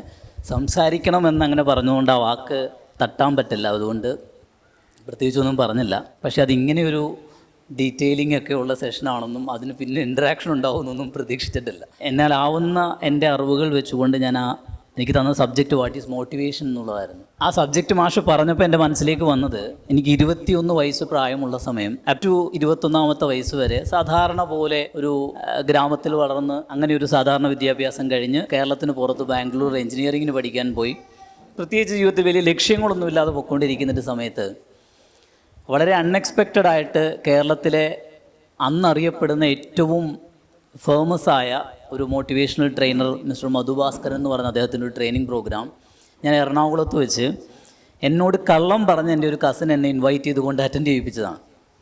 എൻ്റെ ജീവിതത്തിൽ ആദ്യത്തെ ട്രാൻസിഷൻ പീരീഡ് അല്ലെങ്കിൽ ട്രാൻസിഷൻ പോയിൻ്റ് എന്ന് റെഫറൻസ് പോയിൻ്റ് എന്ന് ഞാൻ പറയുന്ന ഒരു പീരീഡ് അതായിരുന്നു. ഞാൻ എൻ്റെ കുട്ടികൾക്ക് സെഷൻസ് എടുക്കുന്ന സമയം ഞാൻ ആദ്യം പറയും, ഓരോ വ്യക്തികളുടെ ജീവിതത്തിൽ ഒരു റെഫറൻസ് പോയിൻ്റ് ഉണ്ടാവും. എന്നെ അന്ന് ഭയങ്കരമായി സ്വാധീനിച്ച ഒരു മോട്ടിവേഷൻ സെഷനായിരുന്നു. മോട്ടിവേഷണൽ ട്രെയിനറായിരുന്നു അദ്ദേഹം. ഇന്ന് അദ്ദേഹം വേറൊരു തലത്തിലാണ് കേരളത്തിൽ അദ്ദേഹത്തിൻ്റെ വളർച്ചയും കാര്യങ്ങളുമൊക്കെ. എനിവേ, അതിനുശേഷമുള്ള എൻ്റെ ജീവിതത്തിലെ 17 വർഷം, ഇപ്പോൾ 38ലാണ് ഞാൻ നിൽക്കുന്നത്. ഉറപ്പായിട്ട് എനിക്ക് പറയാൻ സാധിക്കുക 17 വർഷം കൊണ്ട് ജീവിതത്തിൽ ഞാൻ എന്തെങ്കിലുമൊക്കെ കാര്യങ്ങൾ എൻ്റെ ജീവിതത്തിൽ സംഭവിച്ചിട്ടുണ്ടെങ്കിൽ അതതിൻ്റെ റീസൺ അതായിരുന്നു. അപ്പോൾ ആ സബ്ജക്റ്റാണ് മാഷ് സംസാരിക്കാൻ പറഞ്ഞത്. മോട്ടിവേഷനെ പറ്റി പറയുമ്പോൾ ഞാനത് പറയാൻ ആളല്ല എങ്കിലും പറയാം. അതിനെ കോമൺ ആയിട്ട് മോട്ടിവേഷൻ എന്ന വേർഡ്, മോഷൻ എന്ന ഒരു വേർഡ് നമ്മുടെ ഉള്ളിലുള്ള ചില എനർജീസിൻ്റെ മൂവ്മെൻറ്റിനെയാണ് മോട്ടിവേഷൻ എന്ന് പറയുന്നത്. നോർമലി മോട്ടിവേഷൻ നമ്മൾ ധരിച്ചു വെച്ചിരിക്കുന്ന അല്ലെങ്കിൽ ഞാൻ ഉൾപ്പെടെ ധരിച്ചു ഒരു ഇമോഷണൽ സ്റ്റേറ്റ്. നമുക്ക് എന്നൊരു പ്രോഗ്രാം ഒരു സെഷനിലോ അല്ലെങ്കിൽ ഒരു സ്പീച്ചിലോ ഒക്കെ നമുക്ക് കിട്ടുന്ന ഒരു ഇൻസ്റ്റൻ്റായിട്ട് കിട്ടുന്ന 2-3 ദിവസം നിലനിൽക്കും, അതിനുശേഷം നഷ്ടപ്പെടും. പക്ഷെ ആക്ച്വലി ഇതൊരു എനർജിയാണ്. ആ എനർജി, ഉള്ളിലുള്ള എനർജിയുടെ മോഷനാണ്, അതിൻ്റെ മൂവ്മെൻ്റാണ് മോട്ടിവേഷൻ എന്നാണ് പൊതുവെ പറയപ്പെടുന്നത്. ഞാൻ റീസെൻ്റായിട്ട് ഞങ്ങളുടെ ടീം മെമ്പേഴ്സിന് വേണ്ടി നടത്തിയ ഒരു സെഷൻ ഉണ്ടായിരുന്നു. ആ സെഷൻ ഒരു 4 മണിക്കൂറോളം നീണ്ടു നിൽക്കുന്ന ഒരു ഡീറ്റെയിലിംഗ് സെഷനാണ്. അപ്പോൾ ആ സെഷനിൽ ജീവിതത്തെ സ്വാധീനിക്കുന്ന 3 ഇൻവിസിബിളായ എനർജിയെ പറ്റിയിട്ട് ഞാൻ അന്ന് സംസാരിച്ചിരുന്നു. എനിക്ക് തോന്നുന്നത് മോട്ടിവേഷൻ എന്ന അതിലേക്ക് നമ്മളെ നയിക്കാൻ സഹായിക്കുന്നതും ആ 3 എനർജീസാണ് എന്ന കാര്യത്തിൽ തർക്കമില്ലാതെ പറയാൻ സാധിക്കും. ഈ 3 എനർജീസിനെ നമ്മളുടെ ഉള്ളിൽ നമ്മൾ എത്രത്തോളം അതിന് ഹാർമണി അല്ലെങ്കിൽ അതിൻ്റെ മൊമെൻറ്റം ക്രിയേറ്റ് ചെയ്യാൻ സാധിക്കുന്നുവോ അത് നമുക്ക് കൺസിസ്റ്റൻ്റായ മോട്ടിവേഷൻ തരും എന്നുള്ളത് എൻ്റെ ആ അനുഭവത്തിൽ നിന്നുകൊണ്ടാണ്. ശരിയാണോ തെറ്റാണോ എന്ന് അറിഞ്ഞുകൂടാ, പക്ഷേ ഇത്രയും കാലത്തെ അനുഭവത്തിൽ നിന്ന് എനിക്ക് ബോധ്യമായൊരു കാര്യമാണ്. ആ 3 എനർജീസിനെ പറ്റിയിട്ടാണ് ആ 4 മണിക്കൂറും സംസാരിച്ചത് മുഴുവൻ. അതിനെ പറ്റിയിട്ട് കൂടുതലായിട്ട് പറയുന്നില്ല, എങ്കിലും ആ 3 എനർജീസിനെ മാത്രം ജസ്റ്റ് ഒന്ന് പറയാം. ആ 3 എനർജീസിനെ നമുക്ക് ശരിക്കും അതിനൊരു മൂവ്മെൻറ്റ് അല്ലെങ്കിൽ ഒരു മൊമെൻറ്റം കണ്ടെത്താൻ നമുക്ക് സാധിച്ചാൽ കൺസിസ്റ്റൻ്റായ മോട്ടിവേഷൻ നമുക്ക് ജീവിതത്തിൽ എല്ലാ പ്രവൃത്തികൾക്കും തുടരാൻ പറ്റും എന്നാണ് എൻ്റെ ഒരു വിശ്വാസം. അത് പറഞ്ഞ് പല ആൾക്കാരുടെ ജീവിതത്തിൽ അത് അങ്ങനെ തന്നെയാണ് സംഭവിക്കുന്നതും. നോർമലി നമുക്കൊക്കെ അറിയാവുന്നതാണ്, എങ്കിലും അതിൻ്റെ ഒരു ഫോർമാറ്റ് പറയുമ്പോൾ എനർജി സിസ്റ്റത്തിൻ്റെ ഫോർമാറ്റ് വെച്ചിട്ട് പറയുമ്പോൾ 3 എനർജീസ് പറയും. ഒന്ന് സോഴ്സ് ഓഫ് എനർജിയാണ്. ആദ്യത്തെ എനർജിയെ സോഴ്സ് ഓഫ് എനർജി എന്നാണ് പറയുന്നത്. രണ്ടാമത്തെ എനർജിയെ മാഗ്നറ്റിക് എനർജി എന്ന് പറയും. മൂന്നാമത്തെ എനർജിയെ മാനിഫെസ്റ്റിംഗ് എനർജി എന്ന് പറയും. ഇതിൽ ആദ്യത്തേത് സോഴ്സ് ഓഫ് എനർജി എന്ന് പറഞ്ഞാൽ സെൻട്രൽ സോഴ്സ് ഓഫ് എനർജി. അതിന് ഇന്റൻഷൻ എന്നാ പറയുന്നത്, ഉദ്ദേശം. ഞാൻ ഡീറ്റെയിലിംഗിലേക്ക് പോകുന്നില്ല, ഉദ്ദേശം എന്ന് പറയും. എല്ലാ പ്രവൃത്തിക്ക് പിന്നിലും ഒരു ഉദ്ദേശം ഉണ്ടാവും. ആ ഉദ്ദേശത്തിന്റെ ശുദ്ധി അല്ലെങ്കിൽ അതിന്റെ പ്യൂരിറ്റി അത്രയും ഇമ്പോർട്ടൻ്റ് ആണ്. നോർമലി ഞങ്ങളുടെ സ്ഥാപനങ്ങളിലേക്ക് ഒരു പുതിയ ടീം മെമ്പർ വരുമ്പോൾ നടക്കപ്പെടുന്ന വിഷൻ ട്രെയിനിങ്ങിൽ ഞങ്ങൾ പൊതുവേ അവിടെ വന്ന ഓരോരുത്തർക്കും ഓരോ ജോബ് ഡെസിഗ്നേഷൻ ഉണ്ട്. അപ്പോൾ അവരോട് ചോദിക്കും, നിങ്ങൾ എന്താ ഞങ്ങളുടെ ഓർഗനൈസേഷനിൽ ചെയ്യുന്ന ജോലിയും ചോദിക്കുമ്പോൾ അവരുടെ ജോബിനെ പറ്റിയിട്ട് പറയും. നിങ്ങൾ എന്ത് ചെയ്യുന്നു എന്ന് നിങ്ങൾ പറയുന്നത് നിങ്ങളുടെ ആക്ഷനാണ്. നിങ്ങളെ അത് ചെയ്യാൻ പ്രേരിപ്പിക്കുന്നത് എന്താണോ അതാണ് നിങ്ങളുടെ റീസൺ. അതിനെയാണ് സിമ്പിളായിട്ട് പറഞ്ഞാൽ അതിന് നമുക്ക് ഇന്റൻഷൻ എന്ന് പറയാം. അപ്പോൾ ആദ്യത്തേത് എനർജി, അതാണ് അതിനെ സെൻട്രൽ സോഴ്സ് ഓഫ് എനർജി എന്ന് തന്നെ പറയുന്നത്. എന്ത് കാര്യത്തിനും ഏത് പ്യൂരിറ്റി ഓഫ് ഇൻറ്റൻഷനിലാണോ നമ്മൾ ചെയ്യുന്നത്, അതായിരിക്കും അത് നമ്മളെ കൊണ്ടെത്തിക്കുന്ന റിസൾട്ട്. അതിൻ്റെ ഉദാഹരണങ്ങളാണിപ്പോൾ ഇന്ന് രാവിലെ മുതൽ ഇബ്രാഹിം കെ പറ്റി ഇവിടെ സംസാരിക്കുന്നു. കുറച്ച് ദിവസങ്ങളെ ആയിട്ടുള്ളൂ ഞാൻ ഈ ഫാമിലിയിൽ വന്നിട്ട്. അദ്ദേഹത്തിനെ ഞാൻ കണ്ടിട്ടില്ല, പക്ഷേ അദ്ദേഹത്തിന് ഇന്ന് രാവിലെ മുതൽ ഞാനിവിടെ അനുഭവിച്ചു. നിങ്ങൾക്ക് എല്ലാവർക്കും ഒപ്പം വരുന്നു. ചെയ്യുന്ന ഓരോ പ്രവൃത്തിയിലും അത്രയും ഉദ്ദേശശുദ്ധി ഉണ്ടായിരുന്നു എന്നുള്ളതാണ്. അതിലെല്ലാം നമ്മൾ നേരത്തെ കണ്ട അതിലെല്ലാം എല്ലാവരും അത്രയധികം അദ്ദേഹത്തിനെ പറ്റി പറയാനുണ്ടായ കാരണം ഉറപ്പാണ് ആ ഇൻറ്റൻഷനിലെ പ്യൂരിറ്റിയാണ്. നമ്മൾ കാണുന്ന ഓരോ മനുഷ്യരിലും അത് കാണാൻ സാധിക്കും. ഞാൻ കൂടുതൽ ഡീറ്റെയിലിങ്ങിലേക്ക് അതിലേക്ക് പോകുന്നില്ല. അതാണ് സെൻട്രൽ സോഴ്സ് ഓഫ് എനർജി എന്ന് പറയാം. ഞാൻ അതിൻ്റെ ഡീറ്റെയിലിങ്ങിലേക്ക് കടക്കാത്തതിൻ്റെ കാരണം ഞാൻ ആ ഡീറ്റെയിലിങ്ങിലേക്ക് കടന്നു കഴിഞ്ഞാൽ അതിങ്ങനെ ഓരോന്നിനകത്തും കണക്റ്റഡ് ആയിട്ടുള്ള കാര്യങ്ങളിലേക്ക് പോകും. ഞാനൊരു സെഷനിൽ നോർമലി സംസാരിച്ച് തുടങ്ങി ഒരു 10-15 മിനിറ്റ് കഴിയുമ്പോഴാണ് ഞാൻ ഫ്ലോ സ്റ്റേറ്റിൽ വരിക. വൺസ് ഞാൻ ഫ്ലോ സ്റ്റേറ്റിൽ വന്നു കഴിഞ്ഞാൽ പിന്നെ ഇതിങ്ങനെ കണ്ടിന്യൂസ്ലി പോവും. അപ്പോൾ അത് ഭയങ്കര അപകടമാണ്. അപ്പോൾ ആ സ്റ്റേറ്റ് എത്തുന്നതിന് മുമ്പേ ഞാനത് നിർത്തിയില്ലെങ്കിൽ ഇവിടെയുള്ള എല്ലാവർക്കും അതൊരു ബുദ്ധിമുട്ടാവും. എനിവേ ഇത്രയാണ് എൻ്റെ അനുഭവം. Thank you so much. അല്ല, അങ്ങനെയല്ല ഞാൻ ഉദ്ദേശിച്ചത്. എക്സിക്യൂഷൻ എന്ന എനർജീസിലെ മൂന്നാമത്തെ എനർജിയാണ് എക്സിക്യൂഷൻ പറഞ്ഞത്. അതിൻ്റെ എക്സ്പ്ലനേഷൻ തരാതെ ഞാൻ അടുത്തതിലേക്ക് അങ്ങ് മാറിയതാണ്. എക്സിക്യൂഷനാണ് സത്യം പറഞ്ഞാൽ എല്ലാവരുടെയും, ഞാൻ ഉൾപ്പെടെയുള്ള എല്ലാവരുടെയും ഏറ്റവും വലിയ പ്രശ്നം എക്സിക്യൂഷനാണ്. നമുക്ക് അറിവില്ലാത്തതോ അല്ലെങ്കിൽ നമുക്ക് നോളജ് ഇല്ലാത്തതോ അല്ല കാര്യം, എക്സിക്യൂഷനാണ് പ്രശ്നം. ആക്ഷണബിൾ അല്ലാത്ത എല്ലാ പ്രവൃത്തിയും പ്രത്യേകിച്ച് അല്ലെങ്കിൽ എല്ലാ നോളജും പ്രത്യേകിച്ച് ഒരു ഇല്യൂഷൻ മാത്രമേ ആയിരിക്കുകയുള്ളൂ. അപ്പോൾ എക്സിക്യൂഷനാണ് 99% എല്ലാത്തിൻ്റെയും result. The excellence of execution എന്ന് പറയും. അപ്പം അത് സ്നേഹം കൊണ്ട് ആ എക്സിക്യൂഷൻ വരുത്താമെന്നുള്ളതല്ല, പകരം നമ്മൾ എക്സിക്യൂട്ട് ചെയ്യുന്ന ഓരോ ആക്ഷനിലും നമുക്ക് സ്നേഹത്തോടെ ചെയ്യാൻ സാധിക്കുന്ന ഒരു പ്രവൃത്തിയാണെങ്കിൽ ആ പ്രവൃത്തി ചെയ്യാൻ നമുക്കൊരു മോട്ടിവേഷൻ്റെ ആവശ്യമുണ്ടാവില്ല. നേരെ മറിച്ച് നമ്മൾ നിർബന്ധപൂർവ്വം ചെയ്യേണ്ടതായ ചില പ്രവൃത്തികൾ നമ്മൾ ചെയ്യുന്നുണ്ടാവാം. പലപ്പോഴും അത്തരം ചില പ്രവൃത്തികൾ നമ്മൾ ഡ്രെയിൻ ഔട്ട് ചെയ്യും. ഇപ്പോഴും ചിലപ്പോൾ എൻ്റെ ഡേ ടു ഡേ ലൈഫിൽ ചില പ്രവൃത്തികൾ ഞാൻ തന്നെ ചെയ്തേ പറ്റുള്ളൂ. എന്നാൽ അതെനിക്ക് ഇഷ്ടമുള്ള കാര്യമായിരിക്കില്ല, അതെനിക്ക് എനർജി ഡ്രെയിൻ ഔട്ട് ചെയ്യും. ആ അർത്ഥത്തിലാണ് അതിനെ പറഞ്ഞത്. അപ്പോൾ അതിൽ നമ്മൾ നിർബന്ധപൂർവ്വം ചെയ്യുന്നതാണെങ്കിൽ സ്വാഭാവികമായി നമുക്ക് അത് മറ്റൊരാളെ കൊണ്ട് ചെയ്യിപ്പിക്കാനുള്ള ഓപ്ഷൻ ഉണ്ടെങ്കിൽ നമ്മൾ അത്തരം കാര്യങ്ങളിൽ നിന്ന് മാക്സിമം ഒഴിവായാൽ നമ്മുടെ എനർജിയെ നമുക്ക് സേവ് ചെയ്യാം. അത് മോട്ടിവേഷനെ കൺസിസ്റ്റൻ്റായി നിലനിർത്താൻ സഹായിക്കും. 2, നമ്മളുടെ ആഗ്രഹങ്ങളും സ്വപ്നങ്ങൾക്ക് വേണ്ടി നമ്മൾ ചെയ്യും. അപ്പോൾ അതിനൊരു ഡ്രൈവ് ഉണ്ട്. കാരണം ഇത് അച്ചീവ് ചെയ്യാനാണല്ലോ എന്ന് വിചാരിച്ച് നമ്മളത് ചെയ്യുകയാണ്. അത് നമ്മളെ ഡ്രൈവ് ചെയ്യും. ഇത് രണ്ടുമല്ല സ്നേഹം എന്നതിൻ്റെ പ്രത്യേകത. സ്നേഹത്തിന് പ്രത്യേകിച്ച് യാതൊരു ലക്ഷ്യവുമില്ലാതെ ഒരു കാരണവുമില്ലാതെ നമ്മളത് ചെയ്യും. അതാണ് അതുകൊണ്ട് ഉദ്ദേശിച്ചത്. എക്സിക്യൂഷനും അതും തമ്മിലുള്ള ബന്ധം പ്രത്യേകിച്ച് അങ്ങനെയൊന്നുമില്ല. ഞാൻ ചോദിക്കാം സഹീറയോടാണ്. റിലേഷൻഷിപ്പ് ഇത്രയും ഒരുപാട് എല്ലാവർക്കും എല്ലാ ബന്ധവും ഹെൽത്തി ആയിട്ട് കൊണ്ടുപോകണമെന്നാണ് ആഗ്രഹം. അപ്പം ആത്മാർത്ഥമായിട്ട് ആഗ്രഹിച്ചിട്ട് പോലും റിലേഷൻഷിപ്പുകൾ ഇത്രയും അസ്വസ്ഥതയും സംഘർഷവും നിറഞ്ഞതാവുന്നതിൻ്റെ പിന്നിലുള്ള ഒരു കാരണം എന്താ? നല്ല ക്വസ്റ്റ്യനാണ്. ആക്ച്വലി ആത്മാർത്ഥമായിട്ട് ആഗ്രഹിക്കുന്നതിൽ കുഴപ്പമൊന്നുമില്ല. പക്ഷെ എന്താ പ്രശ്നം എന്ന് പറഞ്ഞാൽ റിലേഷൻഷിപ്പ് വരുമ്പോൾ എപ്പോഴും ആളുകൾ എക്സ്പെക്റ്റ് ചെയ്യുകയാണ്. ഇപ്പോൾ ഞാൻ എക്സ്പെക്റ്റ് ചെയ്യുന്നത് എൻ്റെ ഒരു രീതിയിലാണ്. എനിക്കൊരു കണ്ടീഷൻ ഉണ്ടായ പാസ്റ്റ് ഉണ്ടല്ലോ. നേരെ മറിച്ച് ഇപ്പോൾ ഷൗക്കത്ത് അല്ലെങ്കിൽ ഫെബി, നിങ്ങൾ വരുന്നൊരു ബാക്ക്ഗ്രൗണ്ടും നിങ്ങളുടെ ഒരു പാസ്റ്റും ഉണ്ട്. അവിടെ നിന്നുകൊണ്ട് നിങ്ങൾ എക്സ്പെക്റ്റ് ചെയ്യുന്ന ഒരു പക്ഷേ എനിക്ക് തരാൻ പറ്റില്ല. അതേപോലെ തന്നെയാണ് ഒരു സ്ത്രീ എക്സ്പെക്റ്റ് ചെയ്യുന്ന പുരുഷനും പുരുഷൻ എക്സ്പെക്റ്റ് ചെയ്യുന്ന സ്ത്രീക്കും മനസ്സിലാവില്ല. ഇതൊക്കെ പോട്ടെ, ഇതൊക്കെ വേറെ വേറെ വ്യത്യസ്തരായ ആളുകളാണെന്ന് വിചാരിക്കാം. നമ്മുടെ സ്വന്തം കുട്ടികൾക്ക് നമ്മൾ കൊടുക്കുന്നത് എന്താണ്? അപ്പം നമ്മുടെ മക്കൾ നമുക്ക് തരുന്ന എന്താണ്? അത് നമ്മളിൽ നിന്നുണ്ടായതാണല്ലോ. നമ്മൾ ജന്മം കൊടുക്കുന്ന കുട്ടികൾ പോലും പലപ്പോഴും ഇപ്പോൾ ഏറ്റവും കൂടുതൽ കേസസ് കൗൺസിലിങ്ങിന് വരുന്നതിൽ ഏറ്റവും കൂടുതൽ വരുന്ന കേസുകൾ പാരൻസ് ഇപ്പം ഒരു ടീനേജിൽ പ്രത്യേകിച്ച് പ്രശ്നങ്ങളായിട്ട് കുട്ടികളായിട്ട് വരുമ്പോൾ കുട്ടികളെ അവർക്ക് മനസ്സിലാവുന്നില്ല എന്നാണ് പറയുക. എന്ന് വെച്ച് കഴിഞ്ഞാൽ കുട്ടികൾ ഭയങ്കരമായിട്ട് ഇപ്പം അടുത്ത എൻ്റെ ഒരു വളരെ ക്ലോസ് ഫ്രണ്ട് ഉണ്ട്. അവരൊരു ഗവൺമെൻറ് മെഡിക്കൽ കോളേജിലെ ഡോക്ടറാണ്. അവരുടെ മകള് 13 വയസ്സേ ഉള്ളൂ. പക്ഷേ എന്നെ ഒരു ശത്രുവിനെ പോലെയാണ് ഇപ്പോൾ കാണുന്നതെന്ന് പറഞ്ഞാൽ ഇന്നലെ വിളിച്ചിട്ട് അവർ പറയുമ്പോൾ പകുതി എത്തിയപ്പോഴേക്കും അവർ കരഞ്ഞു. ബിക്കോസ് എന്താ കാര്യം എന്നറിയുന്നില്ല. ഷീ ഈസ് ഹൈലി എഡ്യൂക്കേറ്റഡ് അല്ലേ, വെൽ കണക്റ്റഡ്. മോളെ സ്നേഹിക്കാത്തതുകൊണ്ടൊന്നും അല്ല, പക്ഷെ പറഞ്ഞു വന്നപ്പോഴാണ് ആ കുട്ടിക്ക് ചെറുപ്പകാലം മുതൽ ഇവരുടെ അറ്റൻഷൻ കിട്ടിയിട്ടില്ല. വേറെ 2 ആൺകുട്ടികൾ കൂടെ ഉണ്ടായിരുന്നു. അപ്പോൾ അവർ കുറച്ച് കുസൃതികളായിരുന്നു. ഈ മോള് ചെറുപ്പം മുതലേ കുറച്ച് ഇൻഡിപെൻഡൻ്റ് ആണ്. അപ്പോൾ ഇൻഡിപെൻഡൻ്റ് ആണല്ലോ, അപ്പോൾ അവളുടെ കാര്യം നോക്കിക്കോളും എന്നുള്ള രീതിയിൽ അങ്ങ് വളർന്നു വന്നു മോള്. ബാക്കിയുള്ളവരൊക്കെ മോളെ നോക്കുകയും ഇവർ ആൺകുട്ടികളെ നോക്കുകയും ചെയ്തു. വളർന്നു വരുന്ന ഈ കുട്ടിയിലുണ്ടായ മാനസികാവസ്ഥ എന്തായിരുന്നു എന്നുള്ളത് ഈ ഉമ്മക്ക് മനസ്സിലായിട്ടില്ല. കാരണം കുട്ടിക്ക് ഉമ്മ ഒരാളല്ലേ ഉള്ളൂ, അല്ലെങ്കിൽ ആ ഒരാൾ കൊടുക്കേണ്ടത് അവർ തന്നെ കൊടുക്കണ്ടേ. ഇപ്പോൾ വേറെ ആരൊക്കെ കൊടുത്തു കഴിഞ്ഞാലും 5 വയസ്സിൽ കിട്ടേണ്ട 5 വയസ്സിൽ തന്നെ കിട്ടണം. അത് 10ലോ 13ലോ 20ലോ കൊടുത്തിട്ട് കാര്യമില്ല.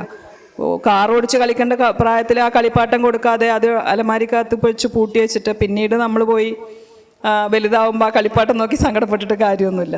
അപ്പോൾ ഓരോ സ്റ്റേജിലും കൊടുക്കേണ്ടത് കൊടുക്കാൻ നമുക്ക് സാധിക്കുന്നില്ല എന്നുള്ളതാണ് മിക്കപ്പോഴും റിലേഷൻഷിപ്പ് ഇത്ര കോംപ്ലിക്കേറ്റഡ് ആവുന്നത്.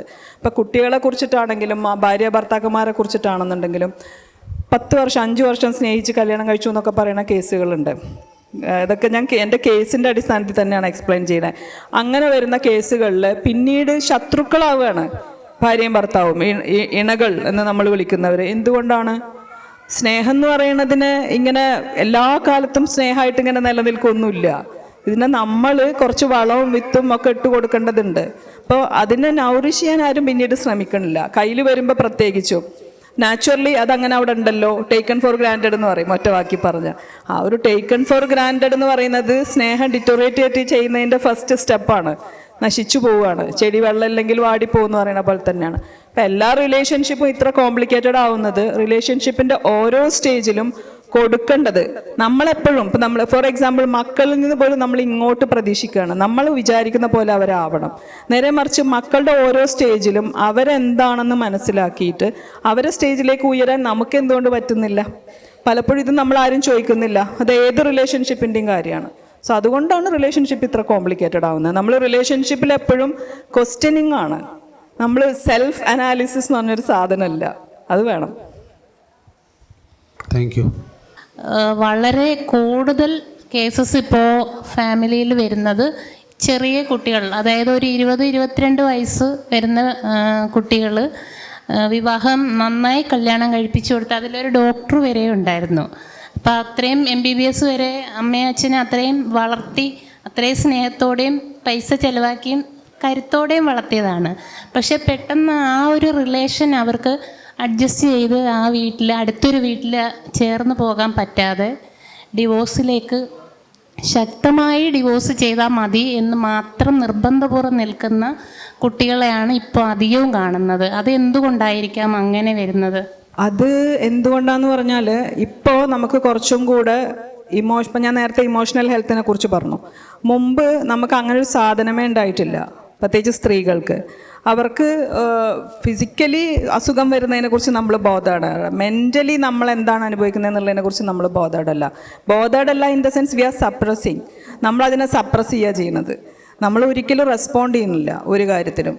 മുമ്പത്തെ ജനറേഷൻ്റെ കാര്യമാണ് ഞാൻ പറയണേ. ഇപ്പോഴത്തെ ജനറേഷൻ, ഈവൻ എൻ്റെ ജനറേഷനിൽ പോലും അങ്ങനെയല്ല. ഇപ്പോൾ കുറേ മാറ്റങ്ങൾ വന്നിട്ടുണ്ട്.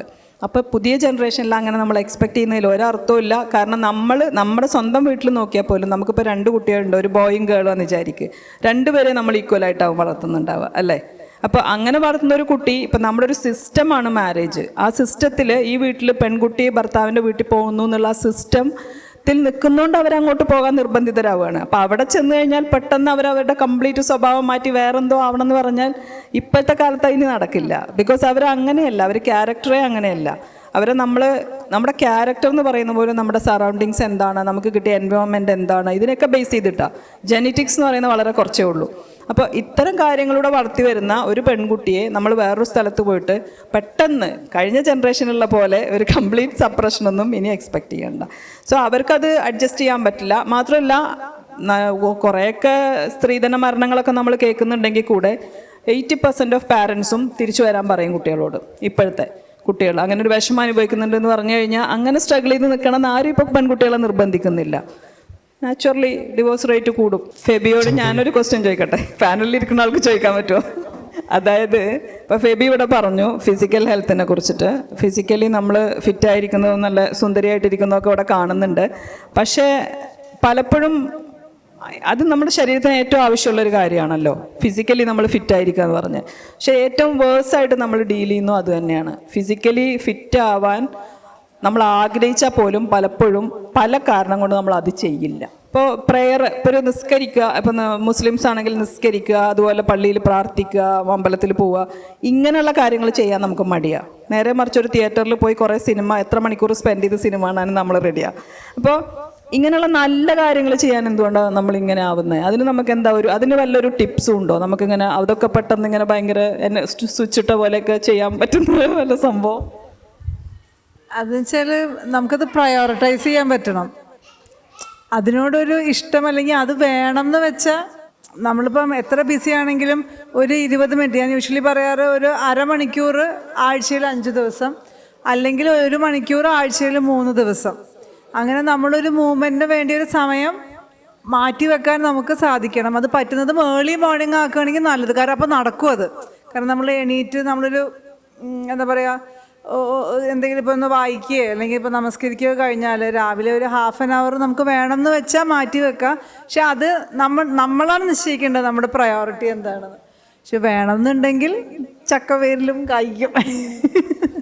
ഇപ്പം പറഞ്ഞ ഒരു ചോദ്യം എനിക്ക് എന്നോടുള്ള ചോദ്യമല്ല, എന്നാലും ഞാൻ അതിനകത്തൊന്ന് കമൻറ്റ് ചെയ്യുകയാണ്. ഒരുപാട് പേര്, ഇപ്പോൾ മാം ചോദിച്ച പോലെ ഒരുപാട് പേരുടെ ഒരു ചോദ്യവുമാണ്. ഹെൽത്ത് അത്രയും ഇമ്പോർട്ടൻ്റ് ആയിരുന്നിട്ടും മെജോറിറ്റി ആൾക്കാരും വളരെയധികം ലീസ്റ്റ് പ്രാധാന്യം കൊടുക്കുന്ന ഒരു ഏരിയയാണ്. എൻ്റെ ഒരു അറിവിൽ അല്ലെങ്കിൽ എനിക്കുണ്ടായ എക്സ്പീരിയൻസിലൂടെ മനസ്സിലായ ഒരു കാര്യം, ഇതിനകത്തിരിക്കുന്ന ആർക്കെങ്കിലും ചിലപ്പോൾ അത് ഹെൽപ്ഫുൾ ആവാൻ സാധ്യത ഉള്ളതുകൊണ്ടാണ് ഞാൻ പെട്ടെന്ന് അതിനകത്ത് കമൻറ്റ് ചെയ്യാമെന്ന് വിചാരിച്ചത്. ഹെൽത്ത് നമ്മൾ ലീസ്റ്റ് പ്രയോറിറ്റി കൊടുക്കാനുള്ള കാരണം, നമ്മുടെ ബ്രെയിനിൻ്റെ എവല്യൂഷൻ നോക്കിയാൽ തന്നെ ഹ്യൂമൻ ബ്രെയിനിനെ സംബന്ധിച്ചിടത്തോളം നമ്മളുടെ ബ്രെയിനിന് നമ്മളുടെ ആഗ്രഹങ്ങളോ നമ്മുടെ താല്പര്യങ്ങളോടോ യാതൊരു താല്പര്യവും ആർക്കില്ല. നമ്മുടെ ബ്രെയിനിനില്ല. ബ്രെയിനിൻ്റെ പ്രയോറിറ്റിയേ അല്ല നമ്മളുടെ ആഗ്രഹങ്ങൾ, നമ്മളുടെ സ്വപ്നങ്ങൾ, നമ്മളുടെ ഇഷ്ടം. ഹെൽത്തി ആയിട്ടിരിക്കാൻ ഇഷ്ടമൊക്കെയാണ്, പക്ഷേ ആ ആഗ്രഹമൊന്നും നമ്മുടെ ബ്രെയിനിനെ സംബന്ധിച്ചും പ്രയോറിറ്റിയിലില്ല.